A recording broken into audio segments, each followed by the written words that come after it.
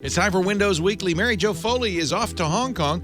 Brad Sams of NeoWin.net joins Paul Thurrott and me as we talk about the news from Microsoft, all the news from Mobile World Congress, and what's with those new icons on Windows 10. It's all coming up next with Windows Weekly. Netcasts you love. From people you trust. This is Twit. Bandwidth for Windows Weekly is provided by CacheFly at CacheFly.com. This is Windows Weekly with Paul Thurrott and Mary Jo Foley. Episode 403, recorded March 4th, 2015, Ergonomic. Windows Weekly is brought to you by ZipRecruiter. Are you hiring? With ZipRecruiter.com, you can post to 50-plus job sites, including social networks, all with a single click. Screen, rate, and hire the right candidates fast. Try ZipRecruiter with a free 4-day trial now at ZipRecruiter.com/Windows. That's ZipRecruiter.com/Windows. And by Harry's. For guys who want a great shave experience for a fraction of what you're paying now, go to Harry's.com. Get $5 off your first purchase by entering the code WINDOWS when you check out. And by HipChat. Collaborate, save time, and be more productive with your teams. HipChat is IM video chat plus file, code, and screen sharing all in one place. Invite your team members and get a free 30-day trial of the full version of HipChat at hipchat.com/Windows Weekly. It's time for Windows Weekly, the show where we cover the latest news from Redmond. Paul Thurrott is always here. Well, not always, but mostly. Thurrott.com is his new home on the net. That's 3 T's, 2 R's, a U, and an And I like to use the number 4 instead of the U, so, it'll be easy to find. Mary Jo's in Hong Kong right now, right? Yep. She had a big 2-week trip. Good for her. Good Vietnam, for her. Cambodia. But we have coming out of the bullpen. He's a young left-hander. Throws the Coney Island hot dog like nobody's business. Brad Sams from NeoWin.net. That is all true. Now pitching. Hey, it's great to see you, Brad. Welcome. Same to you. It's good to be here. He's calling if you took away all that Microsoft stuff in your office, it would look a little bit like Hitler's bunker. What is this place? Hitler didn't have Microsoft stuff. If he did, he would.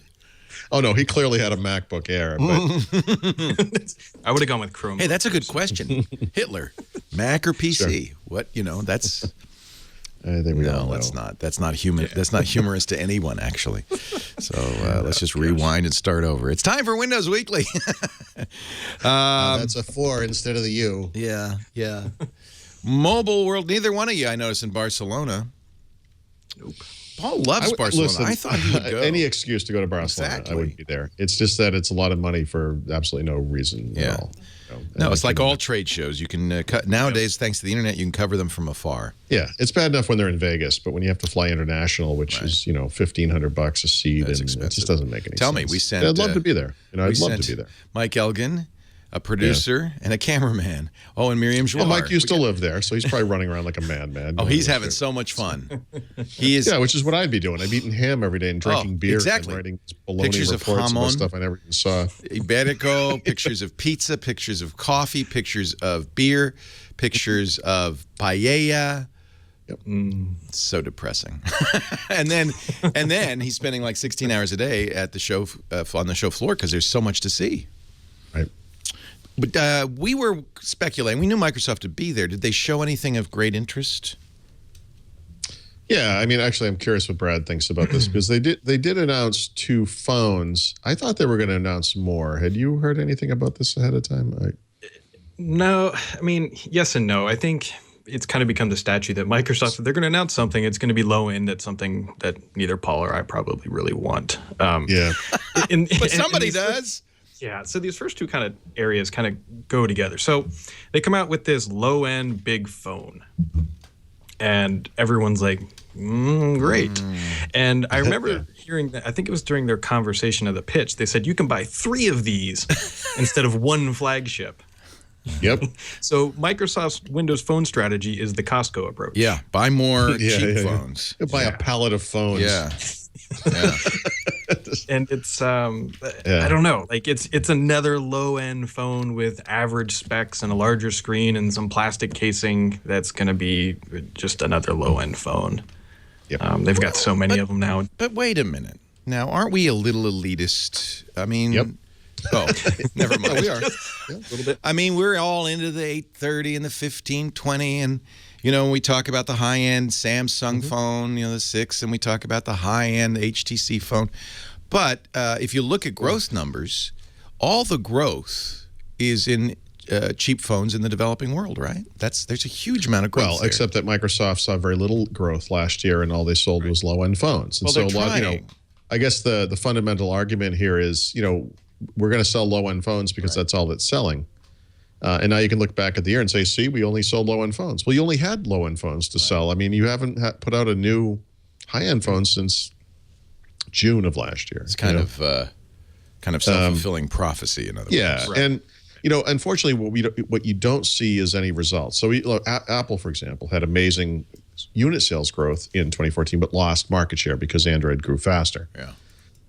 Microsoft barely sold more phones last year than they did the year before. And by the year before, we were talking about Nokia, obviously, at that point.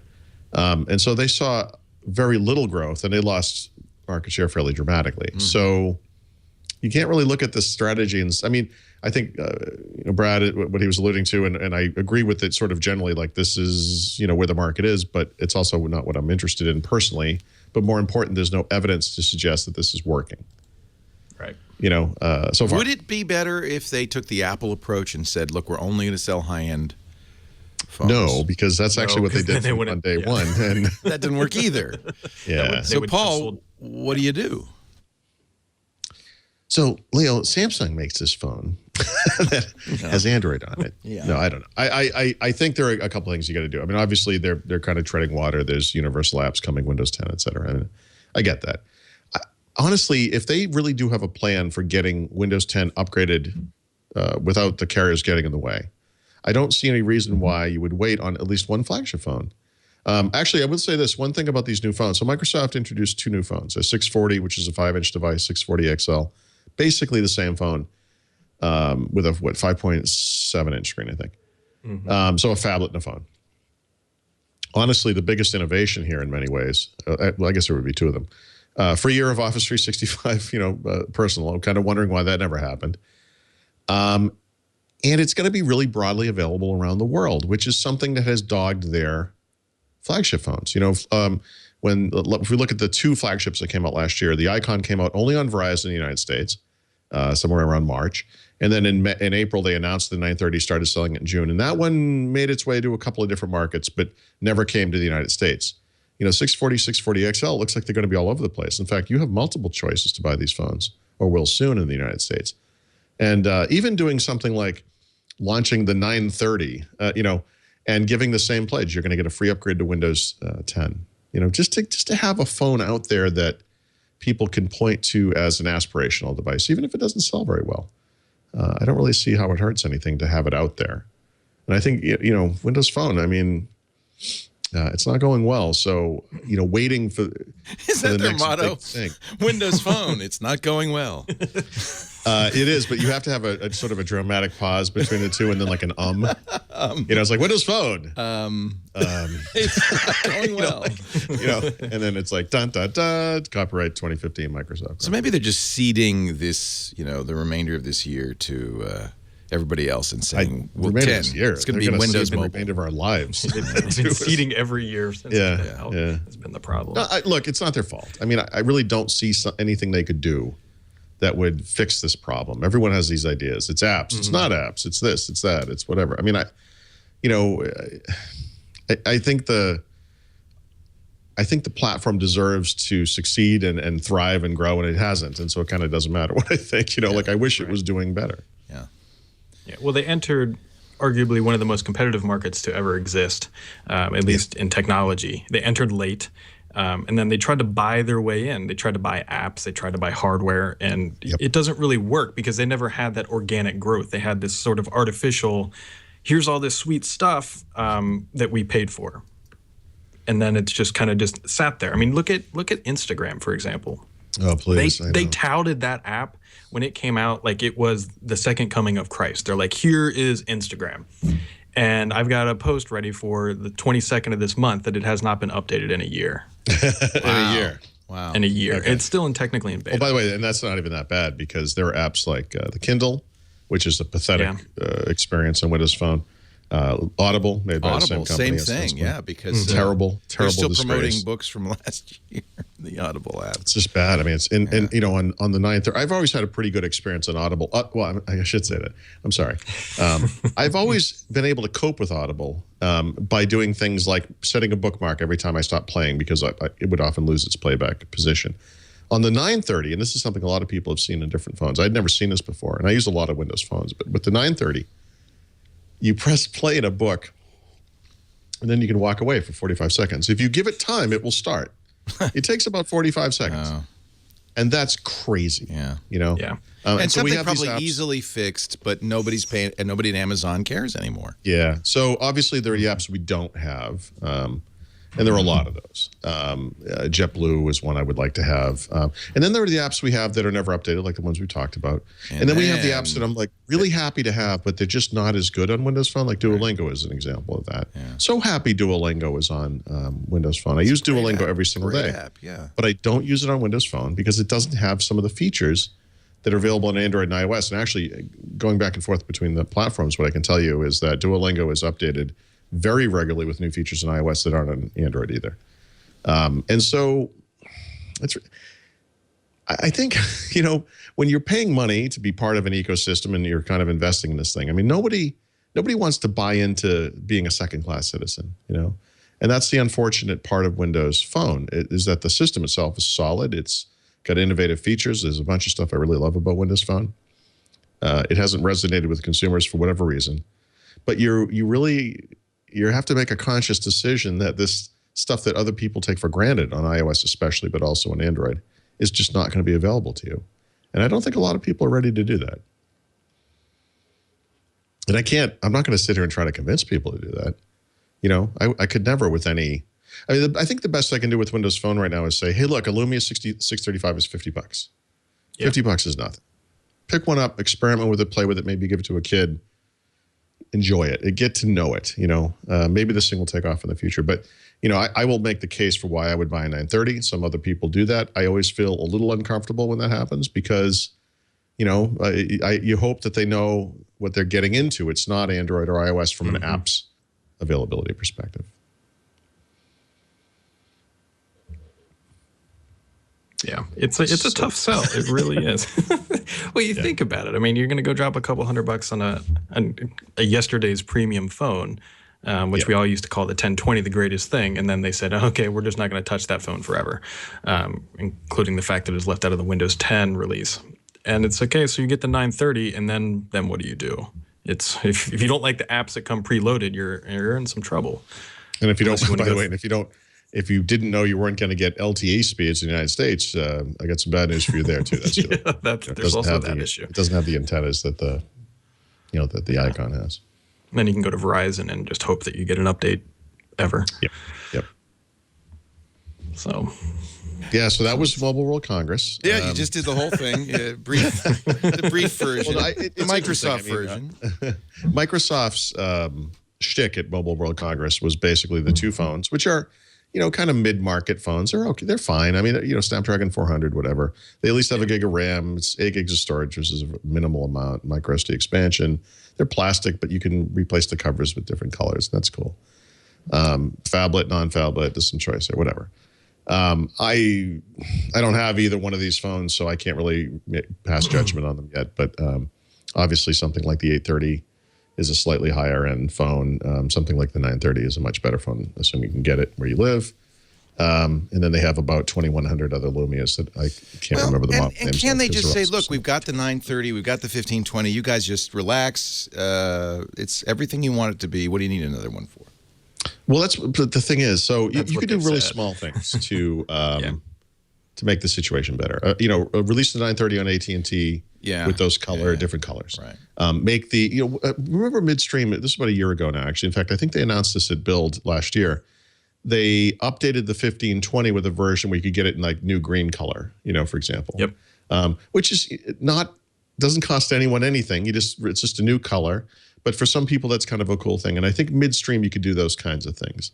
Like small refreshes of those devices with broader availability. Because frankly, who cares anymore? I mean, maybe there were carrier exclusives. Like I'm sure Verizon had some kind of exclusive on the icon that prevents the 930 from coming here. Does Verizon really care about the 930 right now? They're not even selling their own phones. We must enforce that exclusive. It's just too bad they couldn't just give it up. Do something along those lines. Help us out here. Because, the 930 with the denim, right, that's the midstream right there. I mean, I still don't have my denim on my AT&T. It's an amazing device as it is the 1520, same thing. You put denim on there, and the camera, which was already amazing, is suddenly even more amazing. And it's not a new device, but it's like the old Apple used to say, it's like getting a new Mac in your Mac or a new phone in your, whatever the stupid ad was. It really is like that. Ooh, and, install critical update. That's not it, probably. Is this on your 15? This is on my 1520. I don't think they'd call denim a critical update, given that they've been. This is an AT&T 1520. Install critical update. Well, I'll install that. It doesn't say anything. It just says it's like an 811 something. Yeah. It's 81 something. But I'm still waiting for denim. Maybe that's denim. Maybe they just want to make sure I don't miss it. Yeah, but I'm saying, in other words, sell these things. Like, they could have the green and orange colors and white and black or whatever, and have that stuff preloaded and just sell them. And no one will buy them, but I think it would make the people who are kind of pining for this stuff, actually would probably make them kind of upset. We're not a very happy group of people. But I mean, hopefully it would, I'm just trying to think of something, we could throw a bone out there. I don't know. Been let down many a time. There's nothing you can do to cheer good job, Microsoft, releasing a year-old phone as a new one. Typical Microsoft. You would get that, wouldn't you? They would say, people would say, oh, yeah, that's called gilding the, pig. Yeah. But, okay, so, I mean, let's go. Okay, it's just us. Let's talk. Why don't they just kill the damn thing? Just put it out of its misery. They spent too much money. Yeah. But how are they recouping their losses? I honestly don't believe they are. So they've lost too much money. Let's lose more. Right. So, well, I mean, you bought Nokia. Is it just embarrassing? Is that it? Well, no. This is like becoming president of the United States, right? I'm going to close Guantanamo, and then you become president, and you find out all the stuff you didn't know ahead of time. And now you're like, actually, I'm going to keep Guantanamo open. And in Satya Nadella's case, it's not Guantanamo, it's Windows Phone, or it's like in Nokia. It's like the Nokia. Good analogy, Paul. And the Lumia Guantanamo next from Microsoft. He was against by the Nokia purchase. He didn't want it. He became CEO. Yeah. And of course, he was kind of forced into it. I mean, there's nothing he could do. Do you feel that his heart is not in it? But well, listen. I mean, the first thing he did was lay off half those people. Yeah. Right. And, but they were redundant. They were redundant. A lot of that was manufactured. They didn't need. That was redundancies. I think Windows 10 is the last ditch effort here. Yeah. And that. Okay, so they're going to say we'll see what happens after we release it. Yeah, and Windows 10 is a 3-year play, so it's not like this happens overnight. But Windows 10, we're going to see a version that goes out. It will be this. This is what they should have done with Windows 8. It kills me still thinking about this. Basically, the Windows Phone OS on not just phones and phablets, but on low-end tablets. I should say small tablets, right? Even right now, I can look at any one of these little tablets I have in my office. HP Stream 7, that WinBook 7. I would give anything for those things to be running Windows Phone instead of Windows. I would use them much more than I do. The Kindle app, which is terrible on Windows Phone, is actually better than the Kindle app on Windows, for example. I would use that.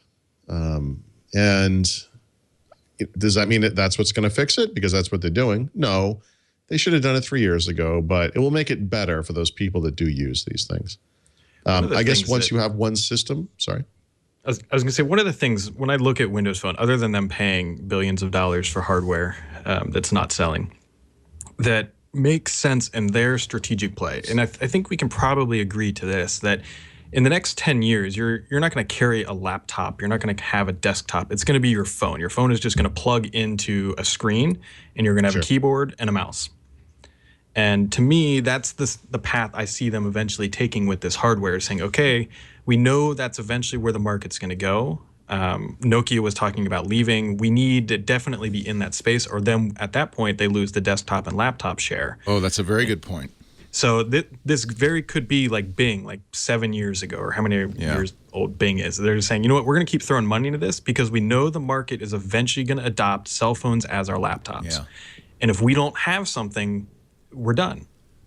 So they're just saying, okay, just keep throwing money at it and do incremental and just kind of, you know, keep chipping us along until we get to that point, and then we can make the play that says, hey, here's Windows 10, it's your phone. Here's a USB to HDMI with Spec 3 or whatever spec we're up by then. Here's our foldable keyboard, and there's your laptop. Yeah, we saw previews of this a few years ago. Remember those laptops that had like a slot you could put a phone in, and that would Motorola Atrix tried to do it and failed. Yeah, I mean that's sure. Will there be a HTC M9 with Windows Phone on it? Did they say anything about that? I think everybody hopes so, but they didn't mention anything. Didn't they have Microsoft? Like a partner was Microsoft or something like that, or? Well, kind of along this. I think what you might be thinking of is what happened to Samsung. Is one of sort of surprises, and it leaked before it happened, is that there are Microsoft apps now preloaded on that Galaxy. Yeah. Which many are thinking is tying back to their court battle. If you remember, they had a disagreement about royalties that were owed, and Samsung was like, no, we don't owe any money since you bought Nokia. We don't owe you $1 billion. Yeah, just put that under the rug type thing. And what seems to make sense is Microsoft said, hey, load a couple of our apps on there and we'll just kind of walk away from this, or something to that extent, because it seems like it was very late in the game, and all of a sudden OneNote, OneDrive, and Skype are now preloaded on the Galaxy S6. Yeah. I mean, I wish it was more. It's too bad the Office apps weren't on there. Which seemed really odd. Yeah. It was about as little as you could put on there, basically. Yeah. Well, I mean, there's some interesting integration bits you could do, and we don't know how constraining Google's licensing is for them. But, for example, wouldn't it be interesting if OneDrive was set up to do your photo backup by default somehow, if through part of setup? I mean, and maybe someday it heads there. Maybe they reach an agreement with some hardware maker to do that kind of thing. And this will help overcome the issues they have with Windows Phone, perhaps. And that kind of makes sense because services are probably the place Microsoft's still making money. And this is, I mean, obviously the goal with Windows Phone should be to make money on each one you sell. But right now they're basically losing money. So if they had sold 70 million more of them, they would have lost more money last year. I mean, getting their software on successful phones makes more sense, right? Well, we can also, I mean, Microsoft can afford to not make money or even lose money for a little while on Windows Phone. I mean, they make enough money on Android alone with the licensing. Yeah. We know it was $1 billion from Samsung alone. Yeah, but nobody wants that. I mean, it's a business. They're not, look, I know there's pride and so forth, but also they're making some money. They can sustain this for another year. I think Brad's got an interesting point that strategically they can't let go of this. But if in a year Windows 10 hasn't buoyed it, maybe they do let go. It makes sense. I just feel like with Windows Phone, we're in this constant cycle of this next thing that's coming up this is going to do it. And it really hasn't happened. Yeah. Actually, I got to corner Joe Belfiore at the January 22nd event at the where were we at the Bellevue Brewery. Well, first off, he was getting hounded by just people who came. They were asking all sorts of things. Like, Joe, I got a couple of questions for you. And he said, sure. Just can we walk away for a minute? Because I think he was trying to escape. And I said, your message to people like myself, like DePaul and Mary Jo, and anybody who wants a high-end phone for 3 years has been just wait a little bit longer. When Windows Phone 7 came out, it was missing some features, and they said, okay, when we go to 8, we're going to dump 7, and we'll be 8. Just keep waiting for 8. And then it was, just keep waiting for 8.1. And now they're saying, okay, you want something else? Just wait until this summer. Well, at some point, you just kind of get tired of waiting. And then, what do you do? Say? Nothing. He said, "Where's my ride?" He said, "Well, he was candid about it. He said, we know that it's been a struggle for us, and we've been struggling with apps, and we're trying our best. But he said there's a lot of barriers that are beyond our control. He said we have to deal with the carriers who see us in a minority position where we don't have a lot of strength. We see app vendors who are looking at us and trying to decide, well, is it worth the effort to support a third platform, or do we just power push on the two most popular? And he said, that's just kind of where we're at. So every time we tell you to wait, it's because if we push something out now, it wouldn't change our story. And that to me made the sense that, okay, they understand it, and they're not just, they understand it. I guess what I'm worried about is their inability to fix it, you know. I made the point maybe last week or the week before that 2 years ago at Mobile World Congress, they introduced Windows Phone 8 and the wallet application and tap and go payments, or whatever they call them. And they were going to roll out in Orange in France, and then maybe the rest of the world after that, and it never happened ever. And, you know, 2 years later, Apple Pay is taking off. Samsung bought Loop Pay. They've got Samsung Pay coming this summer. Microsoft rolls into Mobile World Congress, and they introduce a folding keyboard. You know, and it's like, but we have a seriously. keyboard. Look, it folds, Leo. It folds. With all due respect to Joe, all he's observing is the vicious circle that Microsoft's in. Is it the carriers and don't like it because it's the number, you know, it's not an important phone, or is it not? I mean, sure. Nobody develops for it because nobody's buying it. Nobody's buying it because nobody develops for it. It's a vicious What are you going to do if you're an employee at a car dealership? You're going to sell the cars that people buy. Right.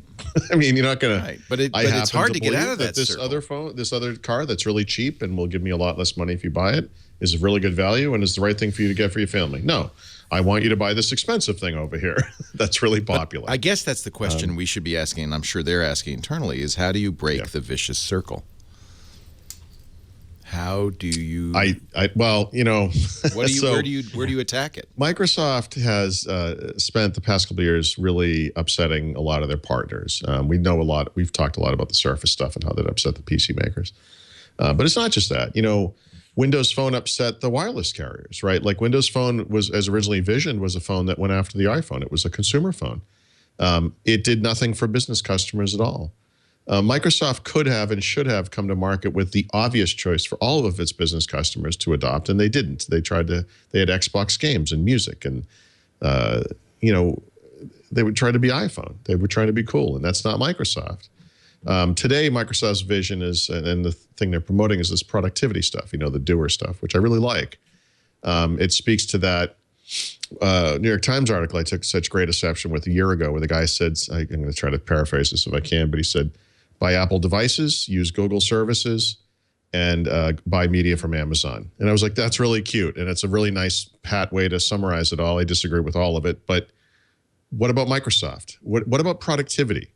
You choose Microsoft for productivity. If you're just gonna throw that stuff out like that, how could you not add Microsoft to this story? And this is something Microsoft themselves forgot. And so mobile first, cloud first, devices and services, yada, yada, yada. I mean, ultimately, Microsoft is and should be marketed as the productivity company. And Windows Phone needs to follow suit. And it is. I mean, it's catching up. You know, Windows Phone 8 and 8.1 have added more of the, you know, policy support that's needed for that in businesses and so forth. But hopefully for Windows 10, you know, they fully embrace this across the board. Phone, you know, with Surface, and obviously with the software and services too. So, you know, that's part of it. I mean, there's a built-in audience right there, you know. Yep. Windows Phone doesn't have to be number 2 or 1. It just needs to be number 1 with Fortune 500 or Fortune 1000 or however you want to do it. And they're just not there. All right. Well, actually, Brad was talking earlier about or maybe I said it, the palette of Windows phones. You know, you can buy 3 or 4 of these Windows phones for one iPhone. That message it's funny, right? But actually, that's what businesses want to hear. You know, they don't really have the money to be buying iPhones for everybody. But I mean, if they're going to give away, you know, Lumia 640s like gifts in the bottom of a box of Cracker Jacks, I mean, that's something that businesses would be excited about potentially. One thing you have to consider though in that scenario is, so what about the actual training to get the users up to speed on how to use Windows Phone? It is fundamentally different than, say, what they're probably holding in their pocket. So one of the benefits of, well, everything other than Windows 8 when it launched was if you used Windows in the past, you could just pick up Windows and just run with it if you're going from XP to 7. That's not really the case with Windows Phone. It's close, but it's not. To the people who say take a screenshot and pull out a phone and take a picture of their screen, to that type of an audience, it's not always as intuitive as people make it out to be. Yep. It's different. Yeah, just by being different. Yeah. Yep. Although I've been watching House of Cards, and they seem to be able to use Windows Phone. Okay, I'm glad you brought that up. So they're using Macs everywhere. Yeah. But whenever there's a phone, it's a Windows Phone. It's always a Windows Phone, yeah. It's very reflective of the real world. I think in the Beltway, Leo, Windows Phone has like 78% market share. It would be credible for a BlackBerry. Yeah. Well, actually, I bet if you watched season 1, I bet it was a lot of BlackBerry. I don't know. I can't speak for Washington. I think it was Apple's. It was iPhones. Was it? Okay. Yeah. I would imagine that BlackBerry is falling out of favor everywhere, including in governments. And they're just doing the consumerization of IT thing. I'm sure iPhones are huge in these places. And this show is interesting because they show text conversations. They always have. Yeah.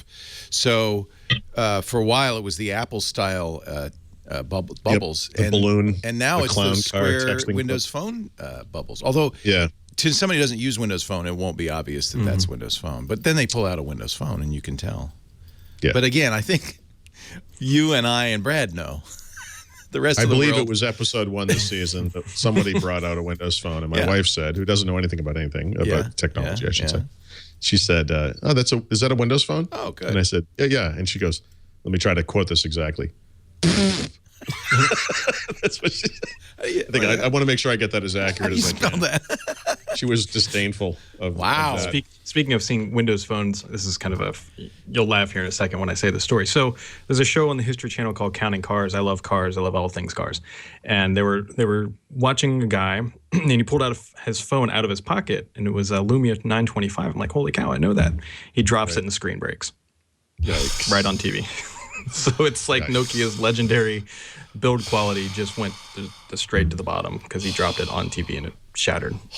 The year the 1020 came out, I took that to Europe for 3 weeks. I dropped it on cobblestones all over Europe. I dropped it in Stephen Bink's shower, and I thought I broke the tile.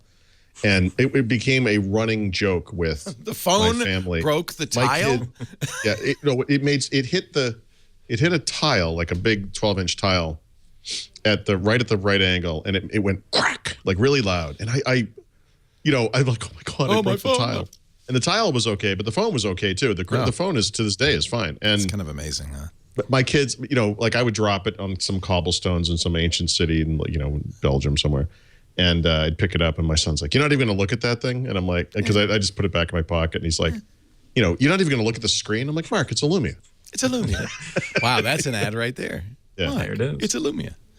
By the way, I think this might be denim because it says, we're getting there and it'll be worth the wait, migrating your data, step 15 of 21 and all that. See. So despite the fact that there wasn't any denim branding, in fact, it said critical update. It never says anything like that. Critical update applies like why would you need to know what it was, Leo? I don't need to know. I'm just going to do it. Why would they ever do that? It's the American way. Just do it. Just we're going to take a little break. There's still more from Mobile World Congress. Oh, yeah. And Paul Thurrott's here, as well as Brad Sams from neowin.net. Mary Jo Foley has the week off. Our show today brought to you by ZipRecruiter.com. ZipRecruiter is the place to go if you are in that unenviable position of hiring at your company, or maybe it's just you and you need somebody else. We use ZipRecruiter and have great results with it. See, the issue is there are a lot of job boards. The internet has made it a lot easier to find people. But which job board is the right one? And there are so many. With ZipRecruiter, you could post once to ZipRecruiter.com, and that way they'll put it on 50-plus job boards, including social networks like Facebook and Twitter with a single click. That way you find candidates in any industry, anywhere in the country. All you have to do is post once. I love it that you don't get the calls and the emails. The applicants flow into ZipRecruiter's interface, which means it's very easy to screen them and rate them and hire them without being bugged at work. ZipRecruiter has a feature called Premium Traffic Boost, which will actually increase the number of candidates more than 300%. How about that? I want you to try it, ZipRecruiter.com. the place to go. We're going to arrange a free trial for you, and you're going to get 30% off your first traffic boost. All you have to do is go to ZipRecruiter.com/Windows. ZipRecruiter.com/Windows, and you'll get 30% off your first traffic boost. You will get a free trial. I think ZipRecruiter is really a great solution. This is as many of our advertisers are, an example of how the internet has really changed business for the better. Friction-free. ZipRecruiter.com/Windows. Try it today. Brad Sams is here from neowin.net. He's filling in for Mary Jo Foley. Paul Thurrott, of course, from THURROTT, Thurrott.com. The U is silent. I don't know what it is, actually. It's not. It's just there's no umlaut. Good. Not yet. So the update is done. Let's just quickly. Hide my code. See if it's denim. This is the 1520, which I love. Windows Phone 8.1.8.10.142.19.341 is installed. Well, say that again. Say that again. 8.14.219.341. But I can find out by going to settings, right? Yeah. Provided you don't have that bug or whatever that was. Showed what bug? Showed you had Mike, denim. well, did you ever have the dev preview on the system? No. This one is. This one's. Go all the way down. That's the one. Go all the way down. No, don't go to about. Okay. Go to info and extras. Extras and info. Tell me about your Lumia phone. Loading. I have to think. Who am I? Denim. Ah! Wow. All right. Now do this. Now do this. Take a picture. Start. Yeah. Go over. But go over to the app list. Yeah. Go down to L. Lumia. Yeah. You have Lumia camera. I do. Lumia cinematograph. I think you have denim. I have denim. Lumia Beamer. Do I get a BMW with this? Lumia refocus. I downloaded a few of those, right? So the real test is how fast can I take a picture, right? Oh, by the way, the phone is hot. Hot from that update. Yeah. All right, now watch. Ready? Leo, that phone is hot. You're right. It's hot. Let me press the button on the top. Let's see it focus and take a picture. I think it did so fast I didn't even know it. So you see, here's the thing to do in this. It's instant. Look at that. Oh. Yep. So Leo, hold down the button. Hold it down. Toolbar there. And now it's shooting. That's a 4K video? As long as I continue to hold it? Mm-hmm. Yep. Neato.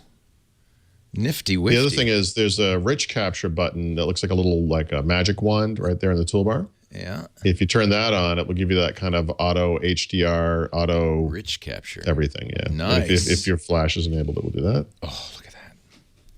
Much to the camera. Better. Now go to the camera roll. Okay. From the top left. Sorry. Yeah. I can't remember where to swipe. Top left.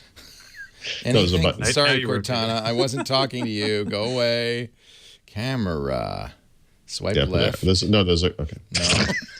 button in the top left. That. Yeah.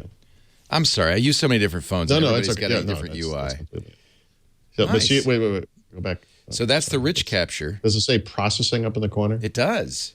Yeah. Still saving. Yeah. So even though it's taking those pictures really quick, it's doing the stuff in the background. Oh. Neato. And this one is not high. Or no, actually, that's the camera. Isn't it? No, it's not. That's the video. That's why it's moving a little bit. Yeah. Neat. Yeah, still saving. So actually go back to the video. Okay. Tap on the screen. Now tap in the lower left corner where it says select moment or whatever. Yeah. There's a moment. I can take a moment. Mm-hmm. Oh, I don't have moments. You don't have it yet. Oh, that's interesting. Wait, that's interesting. I'll install it. So that's not part of the regular. That's interesting. I thought that was in there by default. But that will give you the ability to take out the pictures frame by frame. Neato. Yeah. I love the way they handle this camera, where they integrate the additional features right into the camera. Into the camera, yeah. Yeah, that's a really nice way to do it. It's huge, yeah. You know what? This is an awesome phone. But as much as I love the UI, the OS, the form factor, the hardware, everything about it, if it doesn't have my Google apps, I'm screwed. It does at least. I noticed the calendar now is syncing. The contacts are syncing. So I do at least get that. It does Google account stuff, and it does Google email. Yeah. And yes, that's right. I've got Gmail in my email. Yep, that works. So all I'm missing now is Google Plus, Google Photos, Let me Voice show you our collection of and lackluster Hangouts. ripoff apps that do the same thing. There's quite a few of those. I know. I know. I know. It's like, such a great phone. It's It the just difference kills between me. Disney World and one of those traveling fairs where they don't actually latch the rides to anything. They just sit there in the pavement, and then the little roller coaster goes by and it lifts a little bit as it goes by. Somebody said, "Where do you put the phone? It's so big." No, it fits fine right here. No problem at all. So I carry big phones. I think that whole thing about it's so big. That's kind of nobody says that anymore. I have a Nexus 6, same size. Yep. The iPhone 6 Plus is close to the same size. The Note that I is my daily driver. I think the iPhone 6 Plus is what shut this up. I fortunately because Apple does it, and it's like, this is okay. It's fine now. Apple does it well. Yep. Okay. Now that Apple Watch is out, I'm going to get my Microsoft Band. Sure. They might be back in stock eventually. Yeah, exactly. By the time the watch comes out, you might be able to get a Microsoft Band again. I'm so glad. So in real time on the show, I actually got my denim. That's nice. And it was pretty quick. It did that in, half It wasn't too bad. Yeah. What else? There's a new Windows phone from, who is that, Acer? Acer Windows Phone? What's that all about? I wish I could find this. I do have this somewhere in my house, but years ago, I bought, probably from Expansys, an international Acer Windows Mobile 6.5 device. Windows Mobile 6.5 was terrible, but that phone was beautiful. And I always, as we kind of move forward, I was like, I wish these guys would jump on board Windows Phone. And then, of course, they do, and what they release is like a little stripper phone that that some like the drug dealers would use and then throw away or something. But so it's a low end device, but I'm just glad they're there, and I'm hoping maybe for Windows 10 they'll come out with some kind of a high end, flagship type device. I'd love them They for them really to build the Acer S7 into a phone. That's my laptop is an Acer S7. Yeah, that love style. that thing. Yep. Where they actually put some thought into it. So. Can you hear my cat? She's very. So what did you think? Okay, I know we don't normally talk about this, but what do you think about the S6? It's going to have Skype, OneNote, I think and it's OneDrive. beautiful, but I'll need to. The big thing I care about is camera quality, and it looks great on presentation. We'll see in real life, but I don't glass back. I like the plastic back on the previous phones because you can take the battery out. You like the Band-Aid? Because yes, right. Yeah, They'll like have the to have quality great of it, but battery life on this. It never bothered me. overcome The that. thing that bothers me on the S5 is that crazy fake aluminum ribbed side thing. I just don't. It's so terrible. The design is terrible, but these phones look beautiful. The thing that really puts these over the top for me is actually I call it the Plus or the Edge, the one with the two little curved, side screens. Yeah. The usage there is interesting a to me. little hokey. Yeah. But the look of it is beautiful. It really is a unique looking phone. The usage isn't the same as the Note Edge. This is the Note Edge, which was the first one we saw. I didn't like. It's two screens. One is flat, and then there's a curved screen attached to it. And the curved screen does all sorts of things, screensavers. Notifications. But it's upside down. So I noticed they fixed that. Right. Because they sold the point that you could put this on the desk and you'd see your notifications on the Edge without anybody noticing. But you actually had to flip it around. Flipping around wouldn't do it. You'd have to put it face down or something. I don't know. It was upside down. I think it was supposed to be face down. I think that was the. Then it covers this. I could not get it to work. Put the left-handed mode, everything. It was always facing the other people. Honestly, one of the big deals with this thing is that it this one has doesn't Android do 5. that. I mean, my wife got a Note 4. Yeah. And you look at the thing, and it's like this. God, it's the Samsung stock UI is so old looking. Yeah. It's just ugly. I get her. You know what I did with mine, and I carry a Note 4. Is I put. I know this isn't the Android show, but you put a different launcher. You put lollipop icons. You can get Leo, let me explain to you how uninterested my wife would be in anything like this to her phone. But this looks a lot like lollipop now. I listen. I wish. Yeah. But it isn't lollipop. Like the Microsoft lock screen, whatever that's called for Android, is wonderful. That would be cool. Yeah, all of that stuff. Maybe someday Microsoft will make a Windows Phone looking launcher. I'm telling you, I look at this 1520, and I just say, if only. I would love to carry that. What carrier are you on with the 1520? Well, I was an unlocked one, remember, and then that one I bricked. And and so Microsoft sent me an AT&T one, so I'm on AT&T, and that's why I just got through Denim. AT&T. Yes, it's a denim, official Denim AT&T Denim update. Nice. Which just came. Actually, wait. I know. I think I got. No, I'm sorry. People are saying that's coming. That's coming. Yeah, No, it is. It came out I'm last sorry. week. I also got it on the 1520. I forget which one's. It's the 9. It's another one. I think the 9. What is it? 925 that has not yet. Well, the 1020 hasn't gotten it. The what else are we looking for? Chat room. Somebody in the chat room says he hasn't gotten it yet on his. On the 1520. No. I want to say 925 or something like that. I got it on the 920. You got it on the 920. Okay, so somebody in our live studio audience has it already. Anyway, I got it on think the they're pushing. AT&T's pushing. Excuse me, one moment. The cat must leave. Cat must go. Kill cat. Cat must go. So what do you carry around on a day-to-day basis, Brad? So, 830. I like the green. That's pretty. Yeah. By the way, there's another one. The 830 nice is phone. one that hasn't gotten the latest. I mean, it came with denim, but it's like half denim. You know, it doesn't have the latest. You're only right? half No, I mean, it doesn't denim. have the latest camera stuff.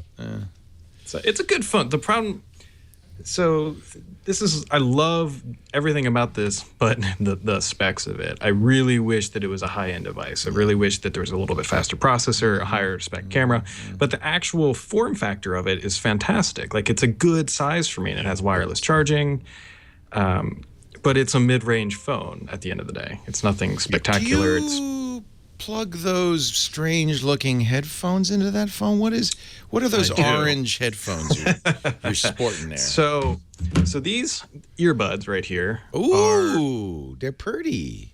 Yeah, I think Paul pointed out I might be the only person in North America who has them right now. Can you hold them really close to the camera? Because I think people want to see what that form factor is.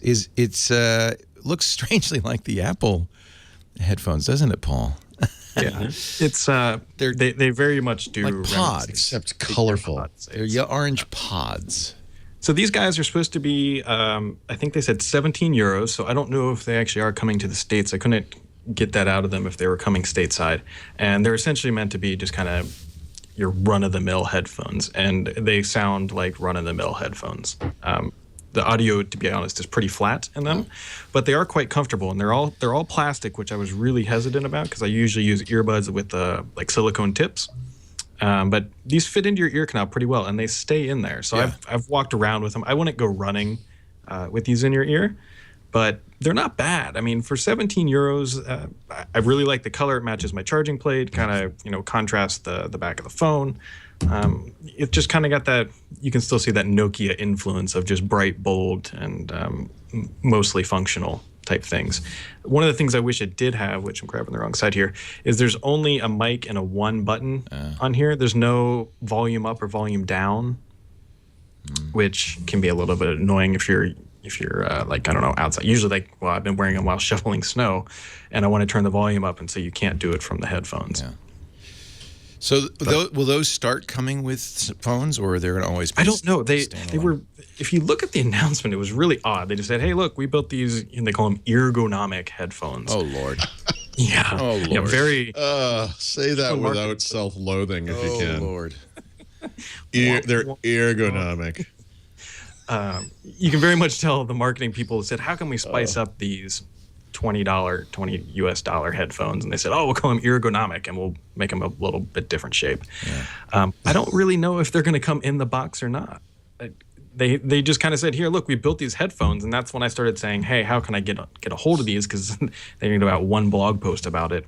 And that's when I started trying to chase the people down who might be able to get them to me. We made them for you. Yeah, they said they had to go all the way back to Vietnam where these are manufactured to get them. And they come with a little tag on it that says Microsoft Mobile. Wait a minute. Yeah. They told you we had to go all the way to Vietnam. They took the corporate jet all the way to Vietnam. but they are shipping them from Vietnam to their markets. Yeah, that's just where they're being manufactured. Eventually. But for you, Brad, we went all the way. I mean, by the way, so it's weird how long these things take, right? So when did they announce these? Just fairly recently, right? Yeah. CES or? I know it was somewhere recently. Between CES and I think the Microsoft. So the charging plate, which you also have, right? The 902 or whatever the model number is. They showed me that in August last year. They just started shipping those within the past 30 days. Is it Chargeonomic? It could be a whole line. I believe these headphones are supposed to be available at the end of March, I think is when they said they're going to start shipping. At least whatever widely available in whatever markets they've decided but not told the rest of the world.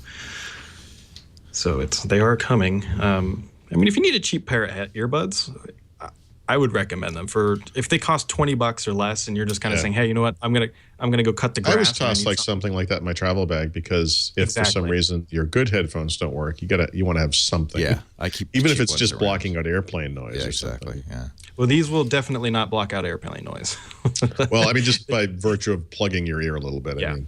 Yeah, but they're not bad. I mean, I don't know. We'll see how they market them, but I would imagine they're just going to be a little bolt-on type thing, just like these charging plates. They look beautiful in their promo pictures because they'll always tie them with a similarly colored phone. So you'll see those with like an orange, whatever, Lumia phone, and they have green versions and all that stuff. If I can get this in the like the charging plate, it matches perfectly. Sennheiser used the phrase ergonomic about 5 years ago. I'm Googled it, and I was so I don't know.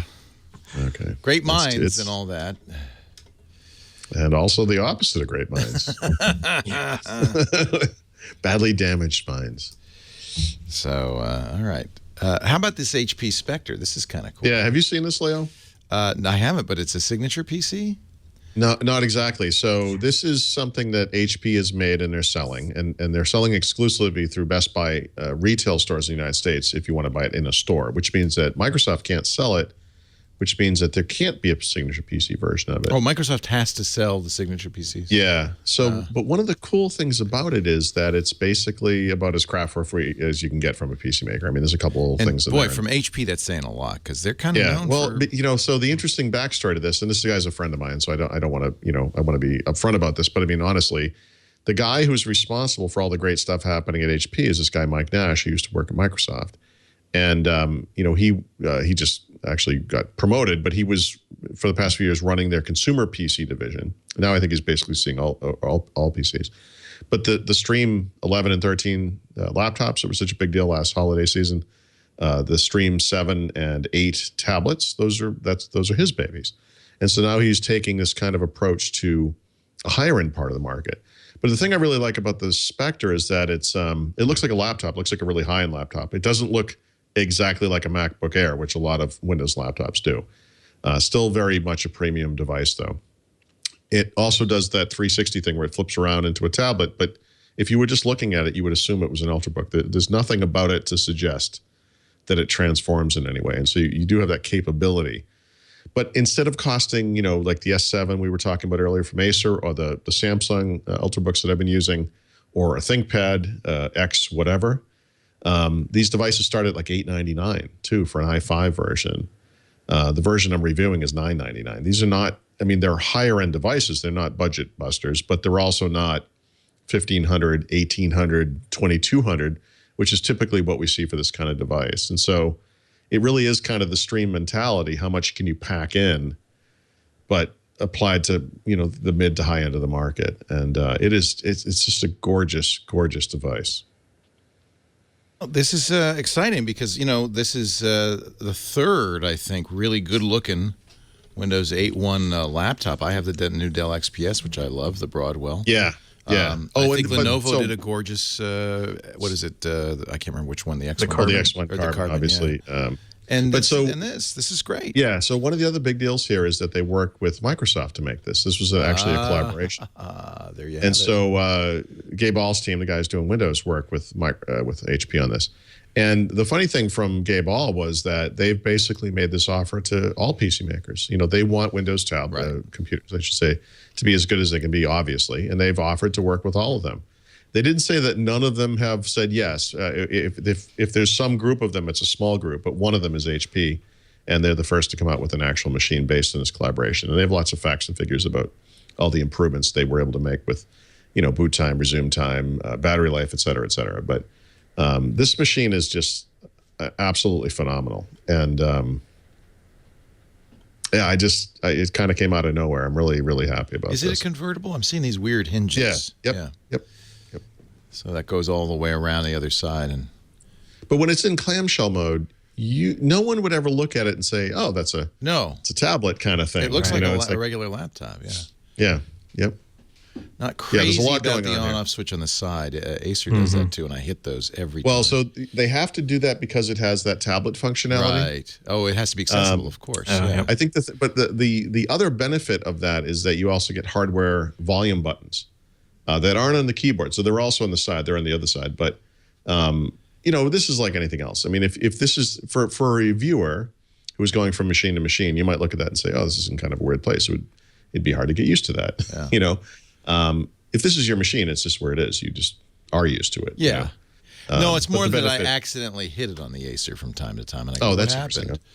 But I think a lot of people spend about 5 minutes scanning the computer looking for the power button. That's the other one. I do that. But that's every Windows PC because there's no standard, right? It's in all sorts of places. Yeah, they just like when you open a Windows laptop for the first time, the Benny Hill music should play, so you can just find it.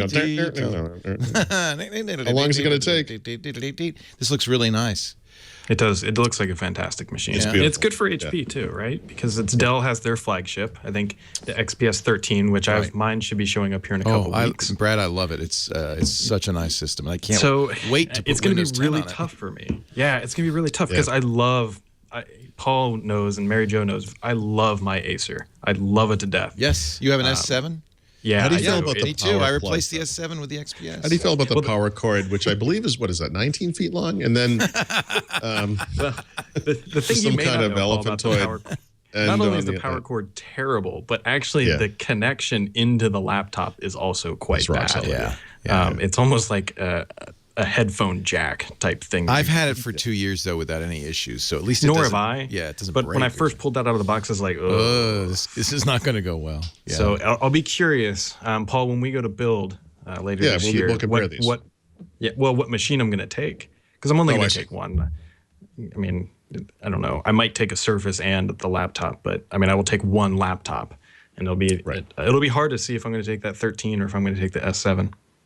I'm going away, to Colorado next week. In fact, I got to talk to you guys about the schedule, unfortunately, because Mary Jo's gone now. Oh, great. So it's going to be Dr. Pizza and Brad. Yeah, you never know. Brad's right here. And then, but faced with, I want to take one machine. Like right now, this HP is it. I mean, there's absolutely. Okay, but these bezels are awfully big compared to the, the XPS. It is touch and quad HD is available, but I would think it'd be the XPS would be smaller dimensionally because of the. It would be, yeah. But look, I'm a big person, and so for me, there's something weird about the small size of the XPS 11 that forces me to almost hunch over it.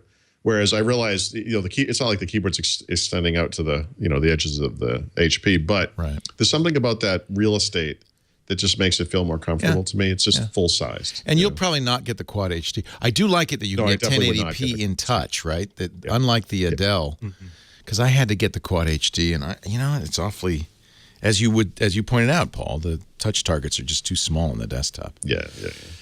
So, and by the way, this thing gets 12 hours of actual battery life, not 12 hours of EPA-rated, baloney. And that's better than my Dell, I think. That's good. It's good. The battery life is good. Nice. So you think you'll get this one? Yeah.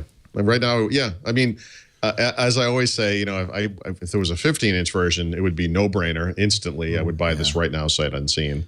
Oh, you like a bigger screen? I really do like the bigger screen. Yeah. But that said, this one I took it to Puerto Rico. I'll take it to Colorado next week, and barring a review laptop, if an X1 came in or something, I would take that to build. But I mean, this would be the machine I would use. Sounds like a euphemism. I'm taking this one to Puerto Rico. Yeah, baby. If you know what I mean. If you know what I mean. Paul, no, I mean, I'm literally taking. He's literally going to Colorado. It's not really. Paul Thurrott from Thurrott.com. You still go to Colorado, isn't? I thought you went there for Penton. Now you just go there for fun. Well, as it turns out, two of the people I work with at the new job live in Fort Collins, Colorado, which is where I used to go. Back we go. And so we're having a team meeting, and because two of them live in Fort Collins, we're going to go to Fort Collins. So I'm gonna stay at the same hotel I always have been staying. It's really. I'm gonna try to get the corporate discount from Penton if I can at the Marriott. I used to work for Penton. Yeah, that's good. The code is that counts. Yeah, I know I have a new mug, but otherwise I'm still a Penton guy. Yeah, it's just a weird coincidence. So yeah. Hey, let's take a break. I love it out there. I mean, it's the beer capital of the world. So. You know what? Because my son's in Boulder, and I love going out there. Oh God! Except between for the Boulder and Fort Collins is the fertile crescent of Belgian-style beer. Yeah. It is the best. It's great. Yeah. Avery on up. I mean, it's just amazing. The fertile crescent of Belgian beer. Also here with us from NeoWin, Brad Sams. Great to have him, neowin.net. We'll take a break and shave, everybody. Now, Brad doesn't know about this, but halfway through the show each week, we like to break out. We start shaving. We break out the Harrys. And, we want to be clean-shaven. And since Paul and I are manly men, every hour we have to shave. Every hour? Every hour. I can't argue with that.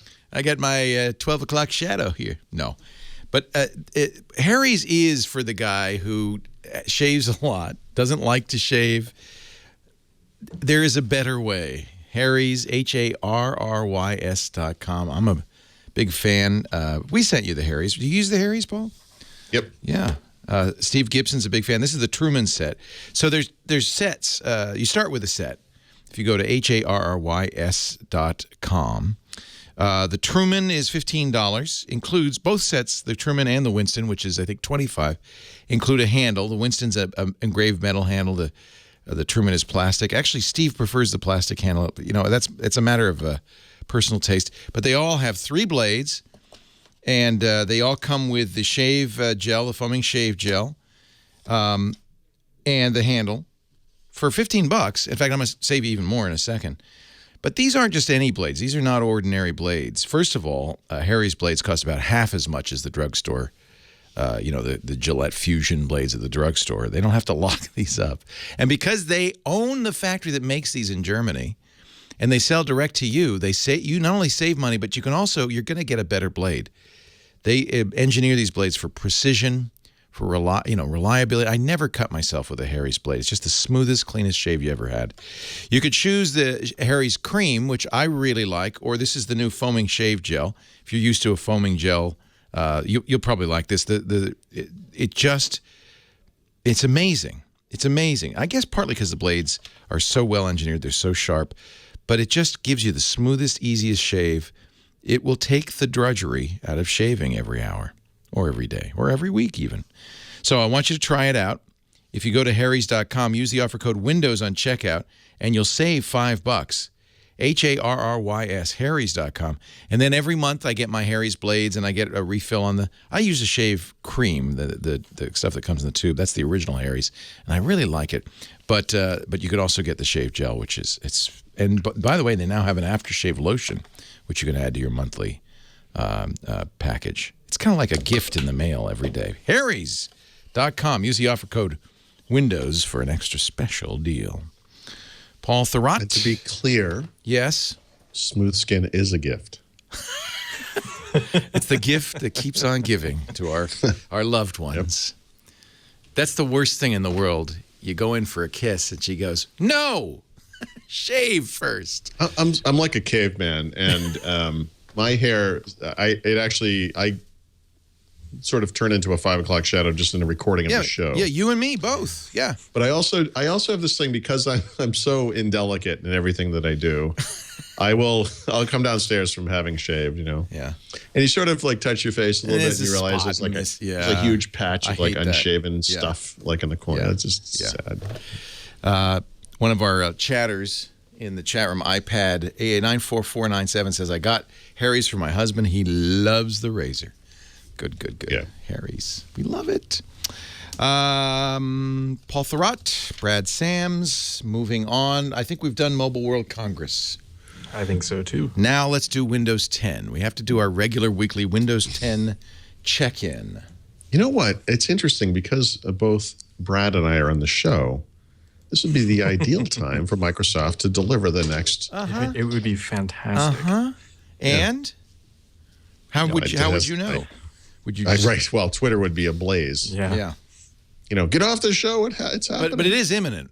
You think? It is. It is. Yeah. I mean, it was originally expected last week, right? Is this build 1002? So no. Well, we don't know. So 100,022, 10,000. I had this conversation with somebody. We're trying to figure what do you call it. So I settled on 122. Was the easiest way for me to get it out of my mouth. 100.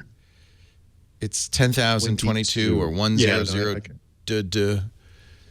So this build has leaked to one specific person, and I believe this actual build comes from a partner, not specifically from. I mean, obviously it comes from Microsoft, but Microsoft has partners, and they say, "Hey, here's a build to keep testing your stuff on," and I believe that's what this is. Now, what's interesting actually about this build, if you look at the watermark in the bottom right corner, it's the same watermark we get on the Windows Insider build. So this is actually from the same release branch that we will eventually get for everybody. We just don't know if it's going to be this specific build. It seems kind of silly if this actually is the one that they've been sitting on it now and not releasing it for no apparent reason. Having spoken with Gabe, it doesn't seem like they just make builds and say, okay, this is going to be the one, and then we're going to wait 2 weeks to deliver it just to wait 2 weeks. I think it looks gorgeous. I love the icons, the clean look. It's really coming along. It is. It really is maturing. There's a lot of people who get. I'm sorry to interrupt. I like the look too. The only bit I'm a little nervous about, and you don't see it in File Explorer or any of the kind of classic UIs, but when you look at the universal apps, this kind of new ultra Spartan UI they have in the toolbars, like literally in the Spartan application or in any of the new apps that have like a toolbar where it's just little lines. Like I don't think there are any examples of it in this screenshot set, unfortunately. Right. I'm a little worried that stuff's a little too austere, Like I'm okay with it, but I could picture people not thinking it was nice looking because it's always like kind of a soft gray color. I mean, obviously there'll be a dark theme, but I don't know. Are like the icons controversial at all? Because they're very different. Yes. So they're a religious high point for many people. Yeah. That if these icons are not what they deem to be appropriate, they will write off the entire build. I mean, really, they could have just taken Windows 7, got it some new icons, called it Windows 8, and people would have been thrilled with nothing else different. I don't... Be careful how I phrase this. I don't believe those icons will be the ones that ship when it hits RTM in June. These almost, actually, now that I look at them, look unfinished. It looks like they're dummy icons. So, but by the way, see the arrows on links and download. Yeah, like they're those are the up. types of those are the types of things you see in those toolbars I was talking about. I don't know. They look out of place. They're just there. Well, let the kvetching begin. Yeah, so it's don't get too comfortable with, specifically, I should say, the recycling bin icon. I would say don't get too comfortable with that ugly. one. That is hideous. But it does. It kind of looks like Material Design, Google's lollipop look, and it is the kind of new thing. This kind of flat, no transparency, no drop shadow kind of a thing. It is modern. Which would lend for now. Let me maybe for the next 5 by the way, minutes. that's not the toolbar I was talking about, but those icons there are same thing, though, right? Yeah. Same thing. I just worry they're a little too hieroglyphic. There's this kind of a weird quality to them that I don't know. But we shouldn't really spend a lot of energy on that because let's spend the whole show on it. As Brad points out, it might not look like this. I mean, if you think back to how icons looked in Windows 1.0. This is no. Yes. Yeah.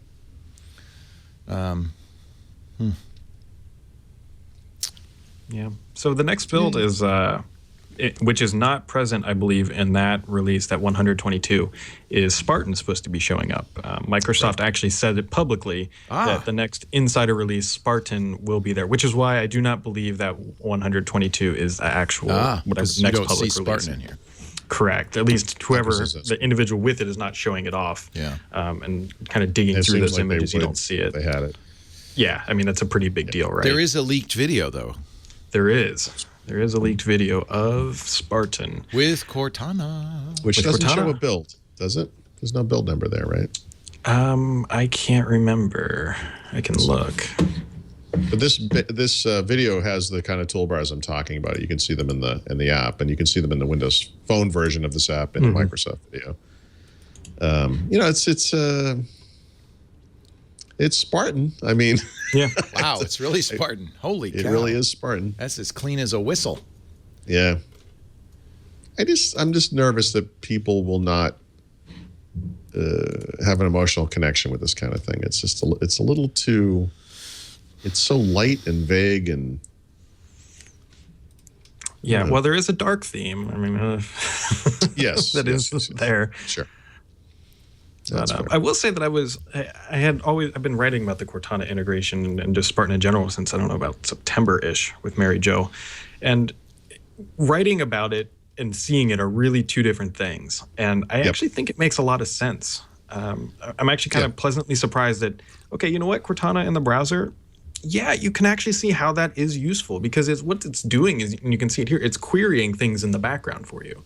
So it's contextually aware, and it can pull up like the menus and the times and all that for you without actually having to tell it to do so. The other thing that's really obvious when you see this kind of sidebar pane thing, whatever it is, that's a phone display right there, isn't it? You know, like when you do this on the phone, you're going to get that same display, but it's going to be full screen. You know? Yeah. And I'll be really curious, kind of circling all the way back around, is if Microsoft can properly position Cortana on the desktop to actually help sell phones. So to be clear, especially for those who are listening, not watching, in this video, no one's speaking. You would maybe double-click a word and then right-click on it, and one of the choices is Ask Cortana. Does Cortana talk? Or is it all just kind of a non-speech? In other words, Cortana can be more than speech, right? Yeah, the stuff that's showing off here, there's no talking, but you could talk to Cortana. Yeah, I understand, but you know, when I say Cortana, I think Siri. It's all about talking, and this isn't. In fact, this is just an intelligent assistant. So, I mean, Cortana ultimately is just a front end to Bing and other web services, right? I mean, if you think about how you would use this in a browser, it's about getting more information. Talking is not going to help you. You know, telling you how to get to some restaurant in a web browser on your PC makes no sense. The information they're providing there is very similar to the stuff we see in Windows Phone today with, you know, Local Scout or that Bing experience they have in Windows Phone today, or obviously Cortana if you have a newer version of Windows Phone. It's context sensitive and useful, you know, but it's also presented in a way that I think makes sense for the UI. Yeah. So we'll see. It's supposed to be here in the next build. It's an intelligent assistant, and it's more than just voice, and I think that's very intriguing. And she's personified. I mean, when she responds, she says, "I think I've found it." Things like that. Yeah. Even if she's not saying it out loud, the text says it. I find that very interesting. Somebody emailed me and asked me about searching for events in the calendar app in Windows Phone, and it is a curious fact that the Windows Phone calendar app does not have a search capability. Oh, nice. And so I thought, well, okay, but Windows Phone has Cortana. Could you use Cortana to search your calendar? And as it turns out, actually, yes, you can. And so basically, I suppose you could do it with typing. I didn't try that, but the only way that I have tried to search calendar now that has worked on Windows Phone was to talk to the phone. You know, find Denver in my really calendar. Interesting. Wow. Yeah, very strange, but it worked. And we're trying to decide, because we're getting to the point where we want to do some apps. We know we're going to do iOS and Android, but we're thinking, you know, back and forth. And I said, I put down my foot and I said, we have to do an app for Windows, but what if we did a universal app? Right. That's the way to go. Is that the way to go? All right. Yeah. Without a doubt. Because then you get the phone, but you also get the desktop, and you get the tablet, and you get everything in between. Yep. And you also, well, you can't see it, but there's an Xbox behind me hooked right up to and you get TV, the Xbox. Which, yeah. Now how much if you're going to build an app, I would be very happy if I could just slap it on my Xbox behind me. Excellent. That way I don't have to give up one of my monitors. And to is watch that the promise? Yep. Yeah. Yep. All right. So there you go. Also get the key Raspberry Pi audience, Leo. You know, you laugh, but I think we have the highest percentage of Raspberry Pi users in our audience of anything. No, I'm I mean, this is a Raspberry Pi crowd, right? Right. Sure. So Windows 10 on Raspberry Pi, man, that sounds good to me. We could make dedicated Twit hardware. Wow. There you go. Right? For $40, Sure. you could buy a Twit box. Like a Twit kiosk. Yeah. Wait a minute. I'm liking this. Sure. $40, you get a Twit box. It's all in there. Is that a twit in your pocket, or are you just happy to see me? And we've hit the bottom. Yeah, we have. Wouldn't be the first Mark time, the won't be the time. last. So good. And the universal apps, okay, that's encouraging. That's really encouraging. Now I just have to find a universal app developer. Do such things exist? Right. Right. Yet? But just say you want 5 years experience in building universal apps. Right. You got to have standards. What will be Not a the second-rate organization? We're not stupid. what will the salient experience be?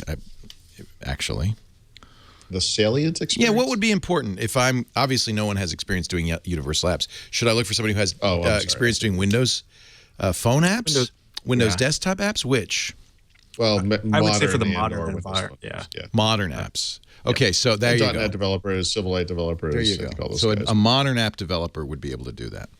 Yeah. And one of the I think things the modern apps maybe are the closest in the sense that those would be the apps that would auto change to display orientation and different size displays and so forth. Right. Yeah, one of the guys who built VLC for the Windows Phone, Windows Desktop, and RT, and you'll have to double check the facts on this, but he built the VLC as a universal app, and I believe he said that he was using 80% of the same code to target all 3 different environments. Yes. Nice. So And we get the Twit box for free. yeah, and the Twit box is thrown in. Right next to your Lumia. I'd give a Lumia away with it too. Yeah, while you're at it. You can all have you both. really need is it's like a Raspberry Pi case that's been customized. Right. The Twit color scheme and logo. Ditoa in our chat room says C# or C++ .NET dev with XAML experience. Yep. That sounds Yeah, about right. Yep. right. Microsoft is going all XAML lately. XAML's so everything. That's a good way to go. Yeah. I think this is the last best hope, not only for Windows Phone, but just in general. The idea that you could... For humanity. For Leo, humanity. I couldn't agree more. I think the peace in the Middle East relies on write once, run You got the everywhere. Iranian nuclear program, Yeah. SAML. Yeah. One Windows. Yep. XAML.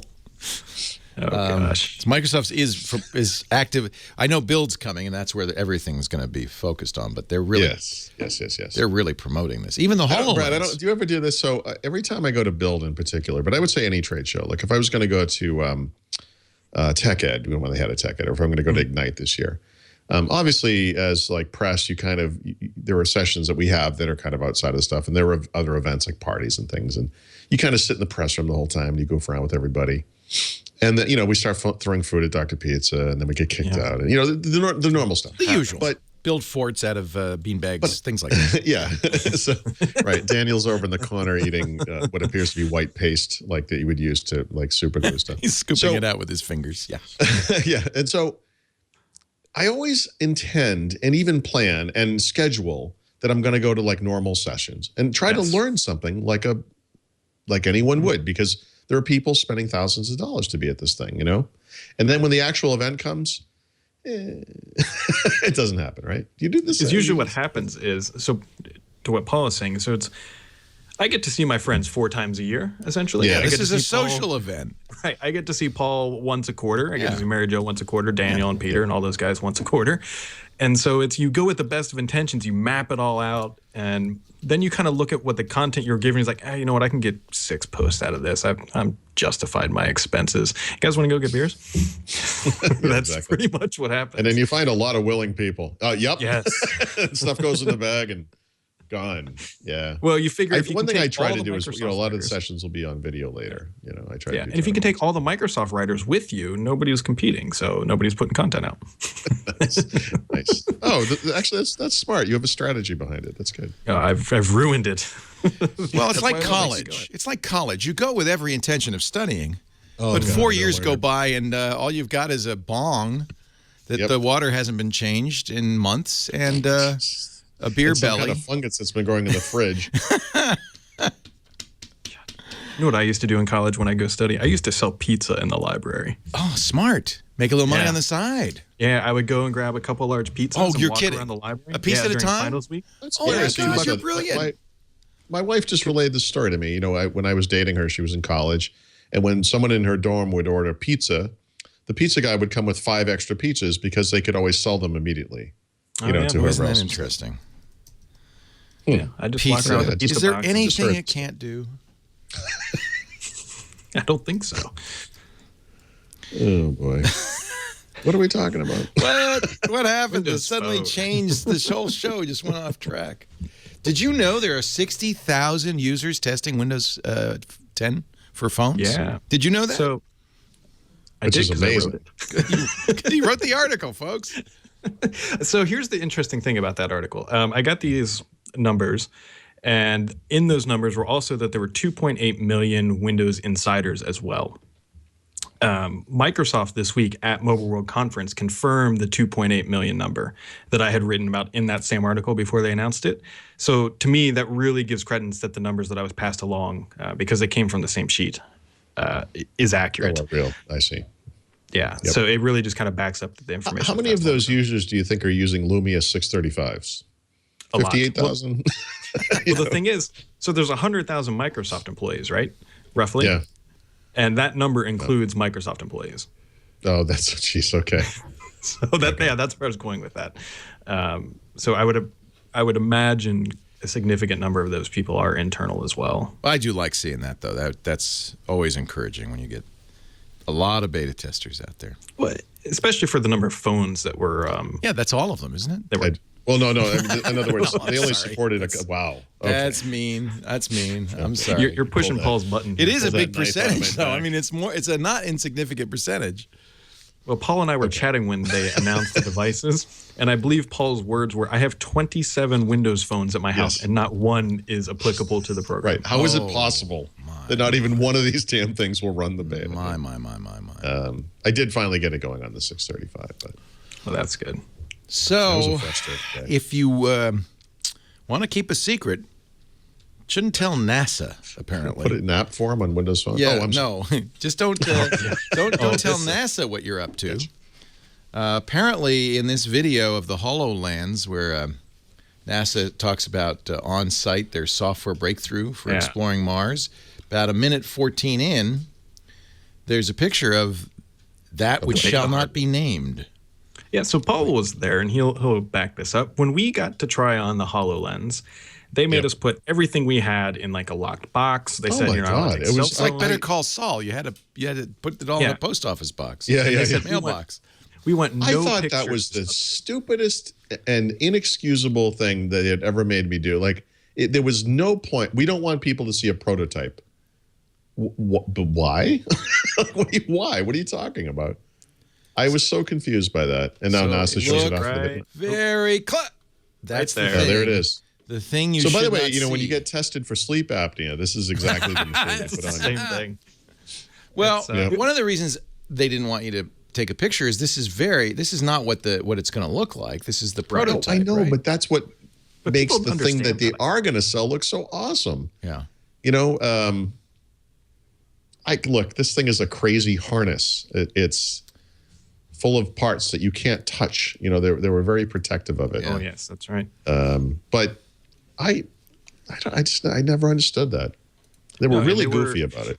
Well, when I got sent the link with the thing and a tip, I was like, "Oh, this is hilarious." This is just like the Oops. Surface Mini being in their documentation. Yeah. They tried Yes. very hard to keep Yes. everybody from taking a photo of it, and then what do? They put it in one of their own videos. Yep, classic Microsoft. Oh, is that a It's weird. Microsoft video, not a NASA video? Well, it's a Microsoft NASA Right. mashup hybrid or whatever you want to call presumably it. somebody at Microsoft saw it before it was released. Oh, it's Yeah. all right. Who cares? It's NASA. It's supposed to have wires coming off of it and look. It is a cool feature. That was my favorite Scientific. demo, though, of all of them. Oh, by man. far, it was awesome. I can't wait. And And honestly, I probably stressed this at the time, but the thing that made it most awesome for me was I thought this was the dumbest thing I'd ever seen in my life. And I was not interested in this, and it was going to be dumb. And I was just going to go through it because what else am I going to do? I'm stuck here. And then I did it, and I was like, oh my God, this is awesome. Like, it was awesome. And so I mean, it was just defied expectations. we talk a lot about the Oculus Rift and all that, and everybody talks about virtual reality, and that's been eating up a lot of the news cycle for the last 2 years. Yep. But I've always thought in my mind, that's not what I want. I want augmented reality. I don't want virtual reality. I don't want to seal myself off. Yeah, immersive is great for gaming. There's some useful things for immersive. But I really love the idea, straight out of Daniel Suarez, of a world where I'm still in the world. I see things on top of it. I get more information. I think that's what first of all, you're more secure because you can look around. Right. So what's interesting too, and it's exactly to your point, Leo, here, is everybody is going VR. Microsoft is going AR. Microsoft is either going to just crush this market, or they're going to get blown by with everybody else going VR. Although Google hedged their bets because right after the HoloLens came out, Google immediately made some moves in that direction. Yeah, they said this is what Google Glass should be. Oh, of course. You know, it was one of the lesser demos in some ways, but the demo where you kind of repair the electrical circuit, the Skype one, and you've got a guy up in the corner on video, and he can see what you're seeing, so he can help you with it. I mean, that's the future of education in some ways. I mean, just general education. People go onto YouTube today to find out how they can bake a cake or fix electricity or whatever it is, and then imagine how different this experience would be, where it's interactive and it's an AR experience. Changed my perspective of it, and this was like a really dumb moment. So when we were doing the NASA Mars demo, so you're sitting there and they can like map out areas that do not have holograms. So you're looking at a normal computer screen, and they said, okay, just drag your mouse off the screen, and then your mouse just went out into the world, into space, into the room. Yeah, and it's like like it's your mouse could go anywhere. Yeah, and then you begin to see like, oh my gosh, you can. The whole room is now a desktop. It was really just incredible. NASA's going to go from like Commodore 64 technology to this like completely futuristic Star Trek thing, and it's incredible. Yeah, I'm hedging, but I'm hoping we see build. They give out dev units there. I think that would make a lot of sense. They need apps. They need everything else. We already know they're in production. They generally spend about $1,000 for the giveaway, so it's. Yeah. I think it's within reason to hope for that. I don't know. You guys, I'm going to build if sure. Well, they sold out of build in like 10 minutes or whatever it was. It's like Google I/O. Everybody wants to go and get the free stuff. Well, they're finally fun to play with now, where Microsoft's got some stuff that's really worth, building for once again. I like what you said, Brad. I think that's really critical. Everybody's going VR except Microsoft. They're going the other way. That's the most exciting time in technology when you see that happen. Yeah, and I really feel like Microsoft chose the right horse. But when you see AR, you realize how dumb VR is. I've thought it all along. How limited it is. Yeah, I've been saying this all along. That's what I want. VR is very cheap to get into. Let's not forget that. Maybe that's it. What is VR? It's a display. But it's dual display in front of your eyes. It's okay. Yeah. Look, there are verticals where it's going to make sense. Gaming being the obvious one, but. I just don't see it having the kind of mass success. The AR thing, Microsoft has these kind of videos that they're fake, but this notion of you have like computer displays up on the wall that's like an icon for different things, and you're doing the cooking thing where you have ingredients and it's like floating in space and all that stuff. Clearly, this is you look at that and yes, like this makes sense. This looks good. This is something people are going to want. It's excellent. Sitting here with like a Darth Vader helmet on your head. Well, it's just different things. VR is about immersion, and there certainly is value in being immersive, an immersive experience. And there is. And if I want to chiefly throw gaming, up, it does make you nauseous. AR does not. AR is, I think, the future of user interface. It's something completely different. Something you'll wear more often than you would.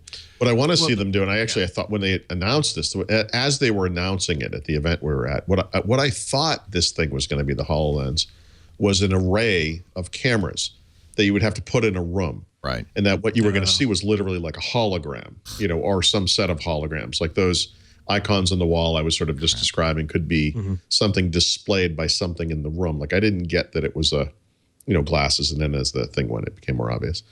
But I mean that stuff too. It's kind of a Minority Report thing, like when I think it's Minority Report, one of the Tom Cruise future movies where he's running by and they have ads on the wall that kind of display as he goes, and they're kind of customized to him. They don't require a headset, but they there's something occurring where it senses you and knows it's you, and it throws it up on a wall.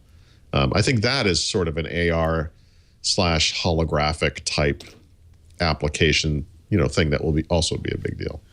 Could an AR lens like HoloLens, why couldn't it be immersive? Couldn't you just fill up the lens with stuff? So one of the issues that, and I worry that the first generation device is going to have this problem, and the marketing oversells it a little bit. So when you're looking through HoloLens, there are distinctive areas where there are not holographic. So in your peripherals, up, top and bottom, and left and right. So there's little screens you look through. And don't get me wrong, it's a great experience, but you never truly feel like even when you're on Mars, you can still see on the side. You can still see the room.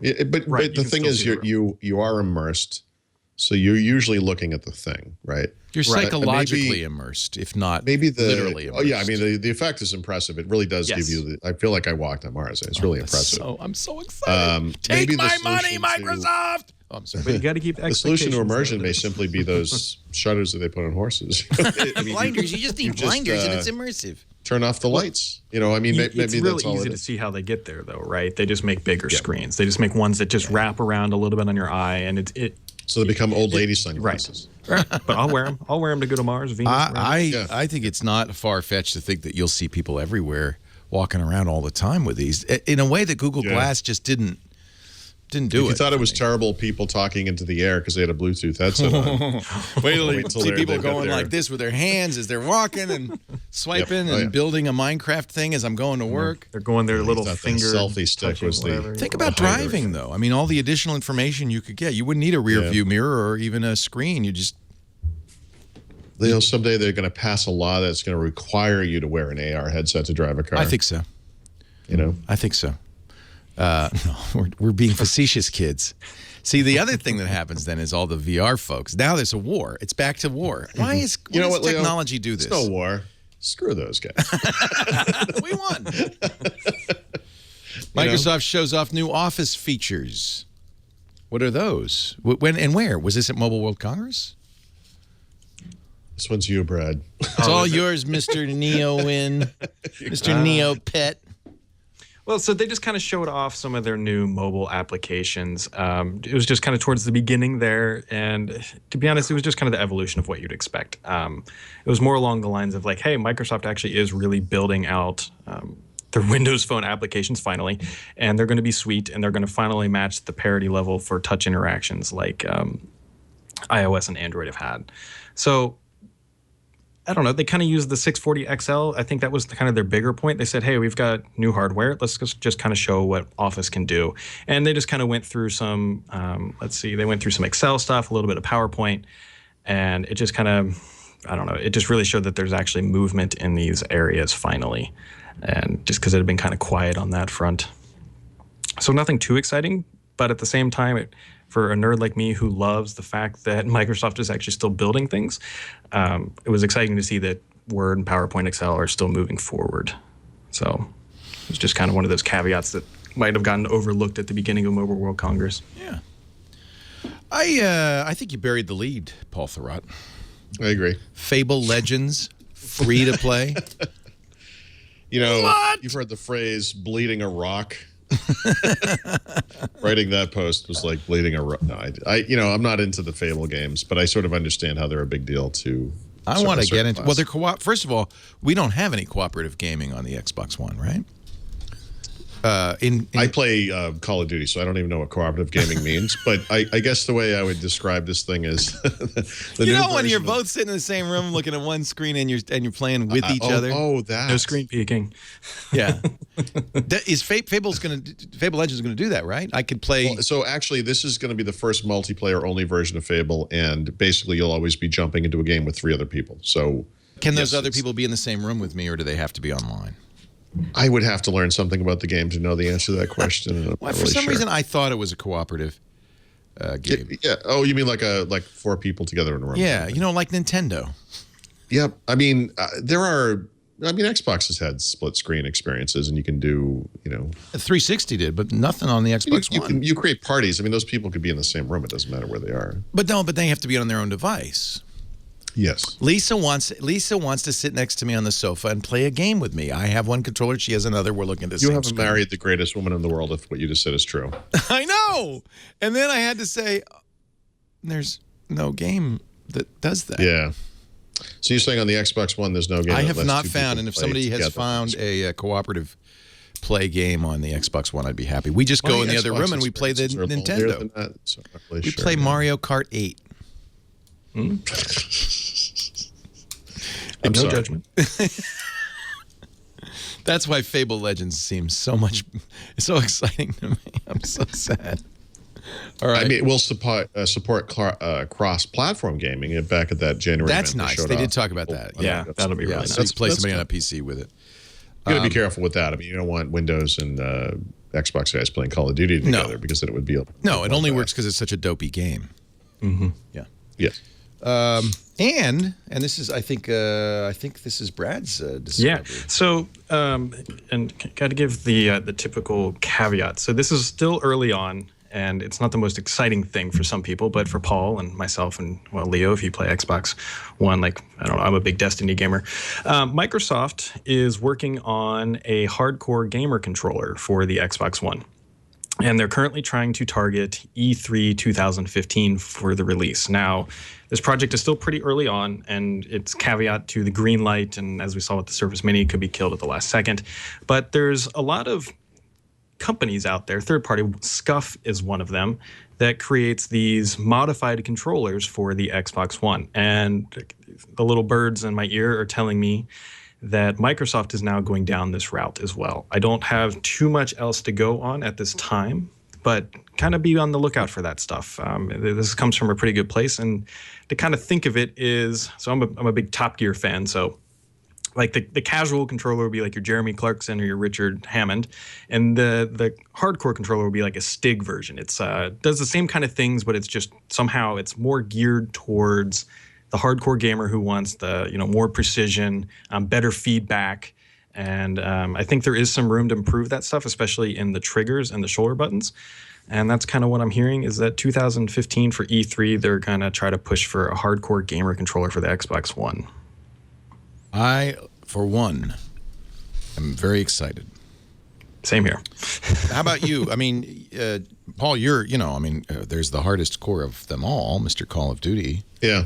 You must be excited. As long as it doesn't look like a PS4 controller, I guess I'm okay. Yeah, I'll be curious. I don't think it's going to be a 108 key keyboard with a mouse is what it's going to be. Right. They just ship you a Logitech MX Performance mouse. Yeah, exactly. Say, here you go. What is this thing? With that foldable keyboard from Melbourne World Commerce. Oh, yeah. Look, the fact remains, if Microsoft sells an Xbox accessory, I buy it. So, yeah. I whatever it is. And there's going to be a preview program on the 360, although Paul has to bemoan the fact that this is not, instead of announced, just some guy blogs about it. I just hate the way they do things. And then they don't answer any questions, like, oh, by the way, about, here's what we're do. It's like, if you're lucky enough to be selected, pay attention to your Xbox messages. What? What system? What is this? It's I gotta say, terrible. I have mixed feelings. They have so many avid fans who would be so happy to join this thing and participate, and they would give feedback. And nope, that's not how we do it. We don't do that. It's just irritating.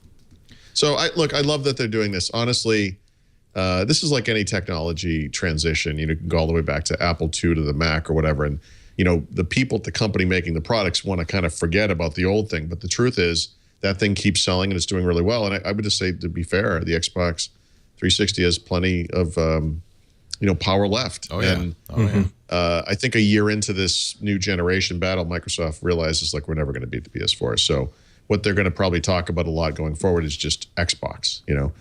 They have a way of not breaking out Xbox One and Xbox 360 sales as it is, and why should they? Yep. They're all Xbox. Why not make Xbox 360 better? They can, this thing is an entry-level Xbox. Great.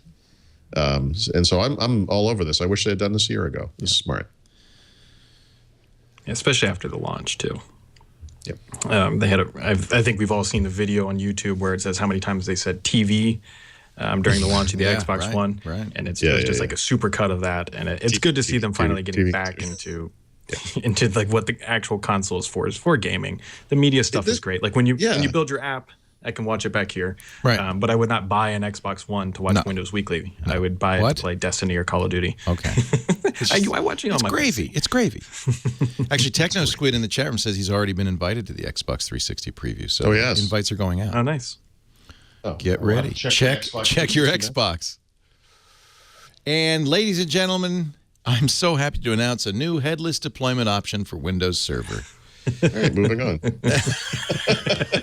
Paul was trying to see if he got an invite. There you go. Nano Server, next step in our cloud journey, blah, blah, blah, la, la, la, deep refactoring, follow the server core pattern, follow the server core pattern, follow the server core, and that's all we have to say, right? I have 0 messages on Xbox Live. Screw those guys. Oh, the hell with it. That's why we're doing this story, so you can check. What is the Nano Server, what is it? Is something exciting? What is it?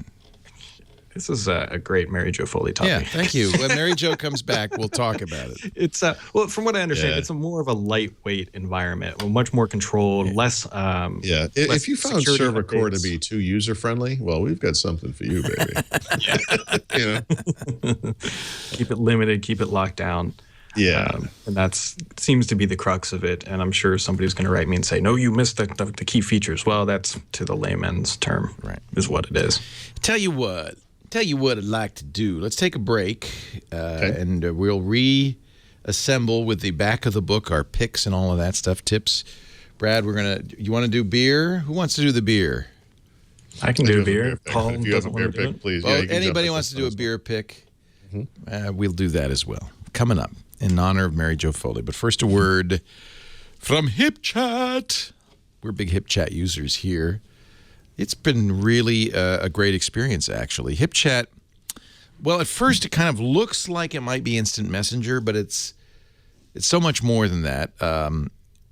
We first encountered it when we were, I love this. Go to hipchat.com. They have a great sense of humor. Look at their website says, "Don't work in the past."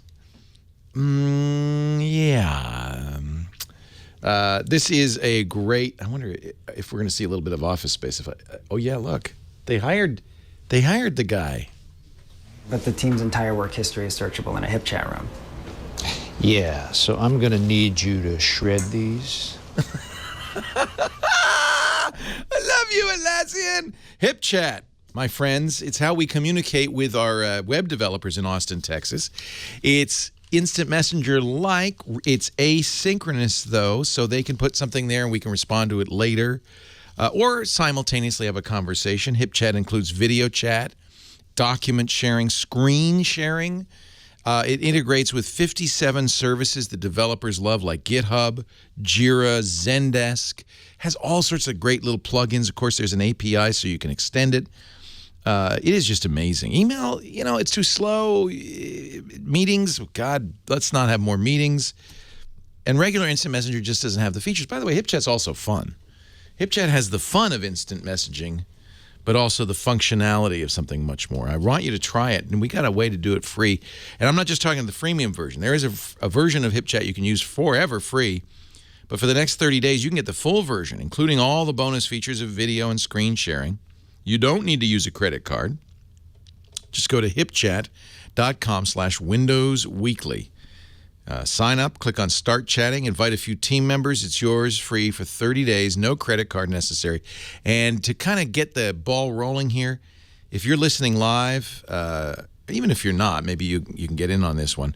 The first 100 people who sign up right now will get 90 days free, 3 months free. HipChat, by the way, totally secure.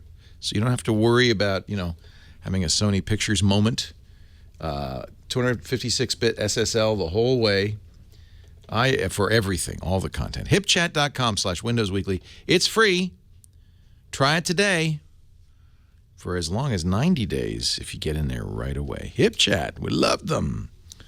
All right, back of the book time with Paul Thurrott and filling in for Mary Jo Foley, Brad Sams today from neowin.net. Why don't we let's start with Paul and give Brad a moment or two to find a beer he likes. Collect himself after the excitement. Thanks, guys. Well, Brad was just talking about the kind of game focus on the Xbox, which I think is the correct focus. And tied to that, interestingly, is over the past year, they've taken all of the entertainment-related perks out of Xbox Live Gold and just made them available to everyone for free. So in the past, you know, you needed to have an Xbox Live Gold subscription, use Netflix, whichever, which I always thought was the craziest money grab in the history of video gaming.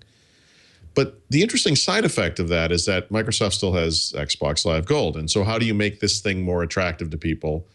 How do you get people to still pay for this subscription? Because once you take away all the entertainment features, you basically have some matchmaking stuff for death, you know, for online gaming and so forth. And it's not really very specific. And so the way they've done it is through a couple of initiatives. One's one I talked about in the past, which is that every month they give away free games, the Games with Gold program. Usually it's one free game on Xbox One and two on Xbox 360, but that goes up and down every month, or I should say could go up every month. It never goes down.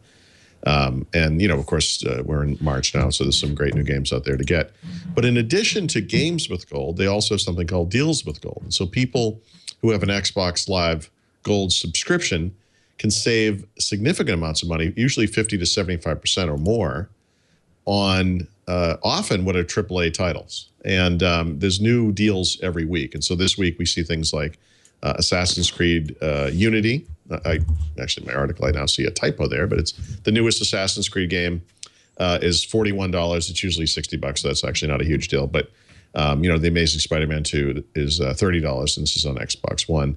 And then on the Xbox 360, because there's so many more games, there's an even wider range of games, including some that I've never played and want to play, like Red Dead Redemption, Max Payne 3 is in there, LA Noire, The Amazing Spider-Man, etc. And so if you're on Xbox, it doesn't matter which platform, and you have an Xbox Live Gold subscription, you know, make sure you pay attention to this stuff, because it's not just the Games with Gold, which are free, but it's also these deals with gold. And these things can be seen on the website, and they're also available through your console. And in some cases, U.S. only, unfortunately. We should mention in some cases, but actually, yes, but there are deals available around the world as well. These are not, this is like in general. Deals. Yeah. Yeah, this is not a U.S. only program. Right. Some games obviously are going to be region by region. Right. Nice. And I love your software pick, because I use this. I've been using this for years. It's so great. I was really surprised I'd never picked this one before. It's funny, and I recently started using this again. There's an application called Ninite that lets you basically check through a list of very common and popular web applications, usually, download and install them all in a single whack. Back in the day, I could have sworn that you would run this application and make those selections every single time you ran it. But the way it works now is you go to the Ninite website and you check off the apps you want. And so I would pick like Chrome and Firefox. I'd pick VLC Player, Adobe Reader, you know, whatever. And then you click download. And what it downloads is a tiny application that includes a script that will install only those exact applications that you selected. So you don't have to make the selection ever again, unless you want to, obviously, if you want to change it. The thing that's really neat about it, aside from the obvious that I already said, is that this thing happens, all of these installs happen silently. You never have to check an OK box or worry about additional extra downloads. You know, some applications include little things you have to step through, and it cleans everything up. It automates everything. It always grabs the latest version. It's amazing. And so, you know, when you think about the clean PC stuff that I've been talking about for the past couple of months, and you think about, I'm going to clean a PC, or I got a new PC, and I've got to get some PC up and running for the first time. For me, this thing represents about 75% of what I have to install. There's one or two web apps, you know, apps I get from the web that aren't in here, and it's probably because they're not scriptable and can't be cleaned up. And then there's a couple of big applications that I get elsewhere. Office 2013, obviously, I get through Office 365, and then also Adobe Photoshop. But, I mean, this is the majority, or has the majority of what I blast onto a new PC, and it just lets me do it, you know, like one click. You know, I don't have to go to each, you know, product's website.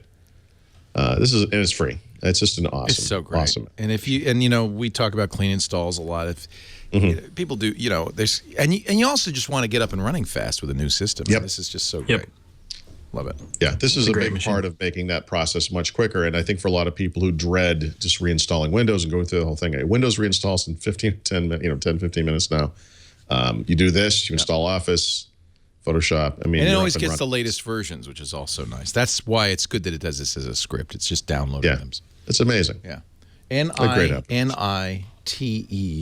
Ninite. It sounds like it's a good fake metal from a Star Trek movie. You know. The Ninites are coming. Night. Brad, we're going to let you pick something. Here's your big shot, your chance. Yeah, so here is an app that has not gotten much attention, but I use it quite frequently. It's an app called Dart. It's kind of hard to see here. It's down at the bottom. I don't want to open it, but is what Dart does, and you can easily find it in the Windows Phone store, is it allows secure communication on Windows Phone, specifically texting and picture images. So what happens is when you create your account, you get an encryption key that only you know, and it's distributed encryption chat on Windows Phone. And it's a great, very easy to use, not a whole lot of features, but just gets the job done. And I got turned on to it by a Microsoft employee about a year and a half ago. And I've actually been using it quite frequently just for various reasons. For example, like my wife and I, when we chat, we were doing our taxes and I needed her social security number. And so we used Dart to send it back and forth. Good idea. Good idea. And it's very, very secure. So if you lose your key, you are in a lot of trouble. You'll have to go and create a new profile and start all over again. And it's not like Snapchat, things don't disappear, but you can password protect your account. And it's just a great little app that never really got much attention. But for when you need something like that, it's fantastic. And it's only on Windows Phone. So, you know, it's funny. I assume it doesn't use the 512-bit encryption that was used by OpenSSL from 20 years ago. No, I believe the encryption is called like Superfish or something. Yeah, there you go. It's got that Commodia password on it. Yeah. We would do a middle attack. I don't know how to find it, though. I changed the notes to have a link. So the way to find this would be to type, if you search, just type Dart and then site:windowsphone.com. Okay. And it's just just Dart. It's Dart. It doesn't have. It's Dart. There you it's go. in the social section. It's just Dart. The Iron Pigeon Protocol. Yeah, baby. What else you got Iron for Pigeon. us? So I assume that's related to pigeon messaging from back in the day. It's spelled differently, so I don't think it is. It's spelled like the bird, not the messenger. I don't know. I mean, somebody who's a little bit more tech savvy might be able to dig into that. But I know from personal experience, if you lose your encryption key, you're in some trouble and you're going to be starting over because want that. because I did that. Yeah. I wrote it down incorrectly. Okay. It was called Crypto Chat. You might have used it as Crypto Chat before. That was a couple of years ago. I'd like to know, whenever you use encryption, you kind of want to know, what are they doing? Yeah. Right. Who are they? What are they doing? It's my biggest problem, unfortunately, with Windows Phone is the weird third-party apps like Authenticator. Mm-hmm. Yeah. I don't want to use some third-party authenticator. I don't know. Oh, no, it's a Microsoft Authenticator app. I know. But there's like 800 other ones.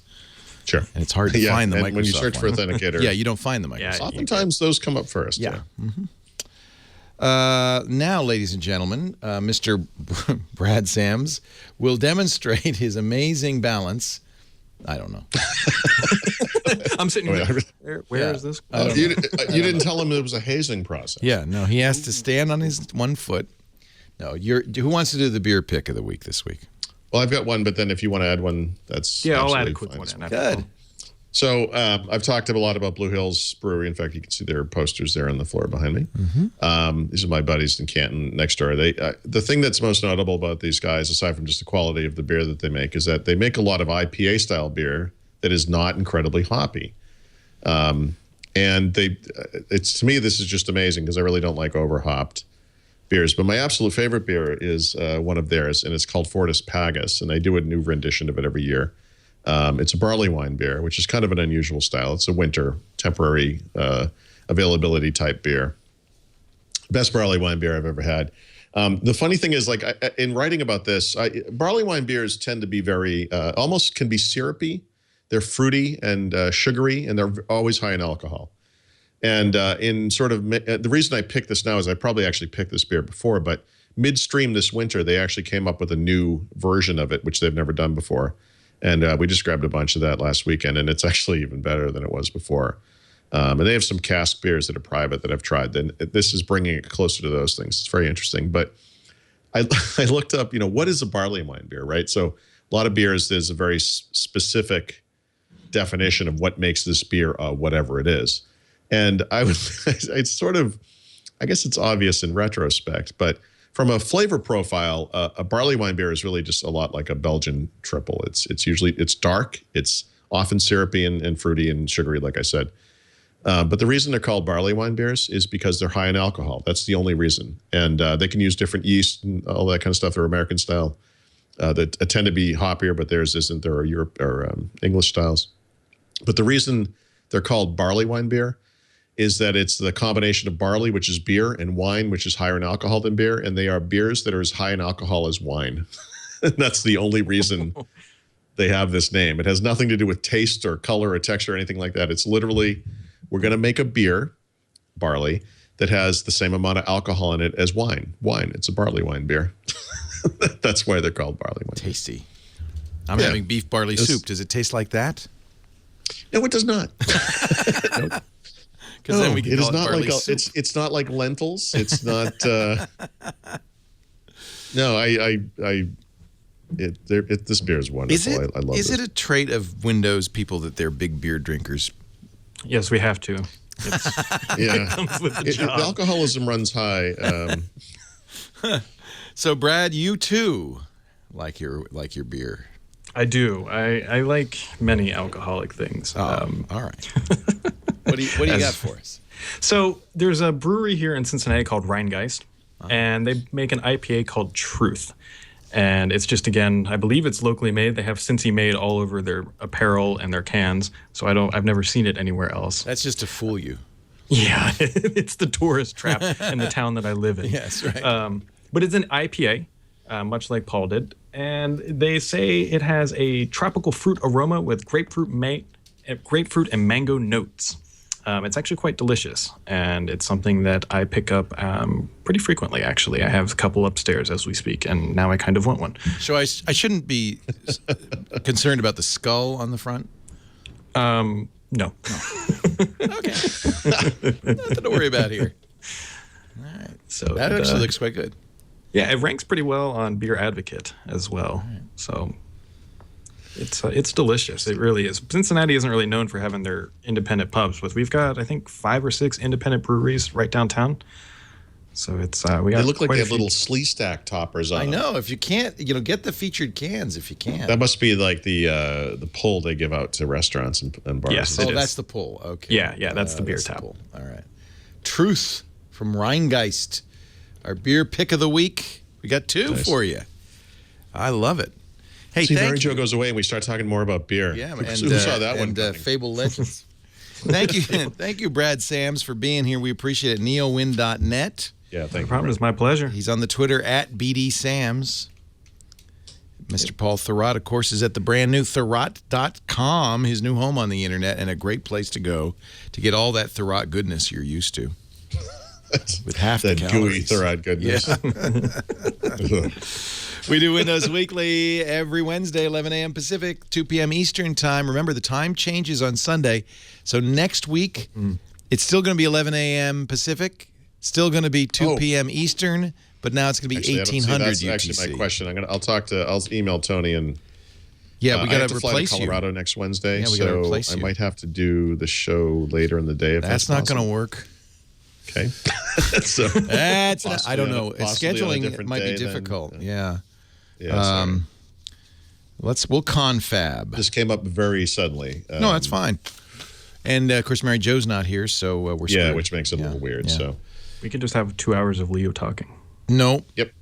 Saying, I hate Windows, I hate Windows, I hate The Windows. show seems a little different this week. Yeah. Yeah, we could do it another time. Okay. The problem is there's all these other shows, now. No, I know. So, but we might be able to. We've moved Before You Buy out of the 3:30 slots. We might be able to do it from like 3 to 4 or something like that. Okay. Pacific. 3 to 4 Pacific. Okay. Yep. That's perfect. Something like that. But anyway, I'll check with the powers that be. Actually, we could flip you with Twig. Twig is at 1 p.m. nominally right now. Would that work for you? I think I would not quite make it for the beginning. I get in at 11:30, but by the time I get up to the hotel, it'll be 1. Which actually that's 12, right? Yeah. 12. Yeah. So you might make it. Yeah. I might just make that. I could probably do that. All right. Let me see with Jeff and the other guys if we can do Twig in your slot next week, and then we could do you in their slot. Okay. Or a little later. I think that would probably be the easiest thing. We'll be in touch. I'm emailing Alex and Tony right now. So Thank you. Figure that out. Thank you, Brad. Thank you, Brad. Thank you, Paul. Thank you all for watching. Again, next week might be at a different time. Watch the calendar. But normally, 11 a.m. Pacific, 2 p.m. Eastern on Wednesdays. 1800 is the new time, UTC. 1800 UTC. For Windows Weekly, you could also get on-demand versions. If you get confused, if I get confused, we'll just go to twit.tv/WW, youtube.com/Windows Weekly. Or subscribe on iTunes or the Xbox Store or on your podcast app, and you'll get every episode that way. Thanks for being here. We'll see you next time on Windows Weekly.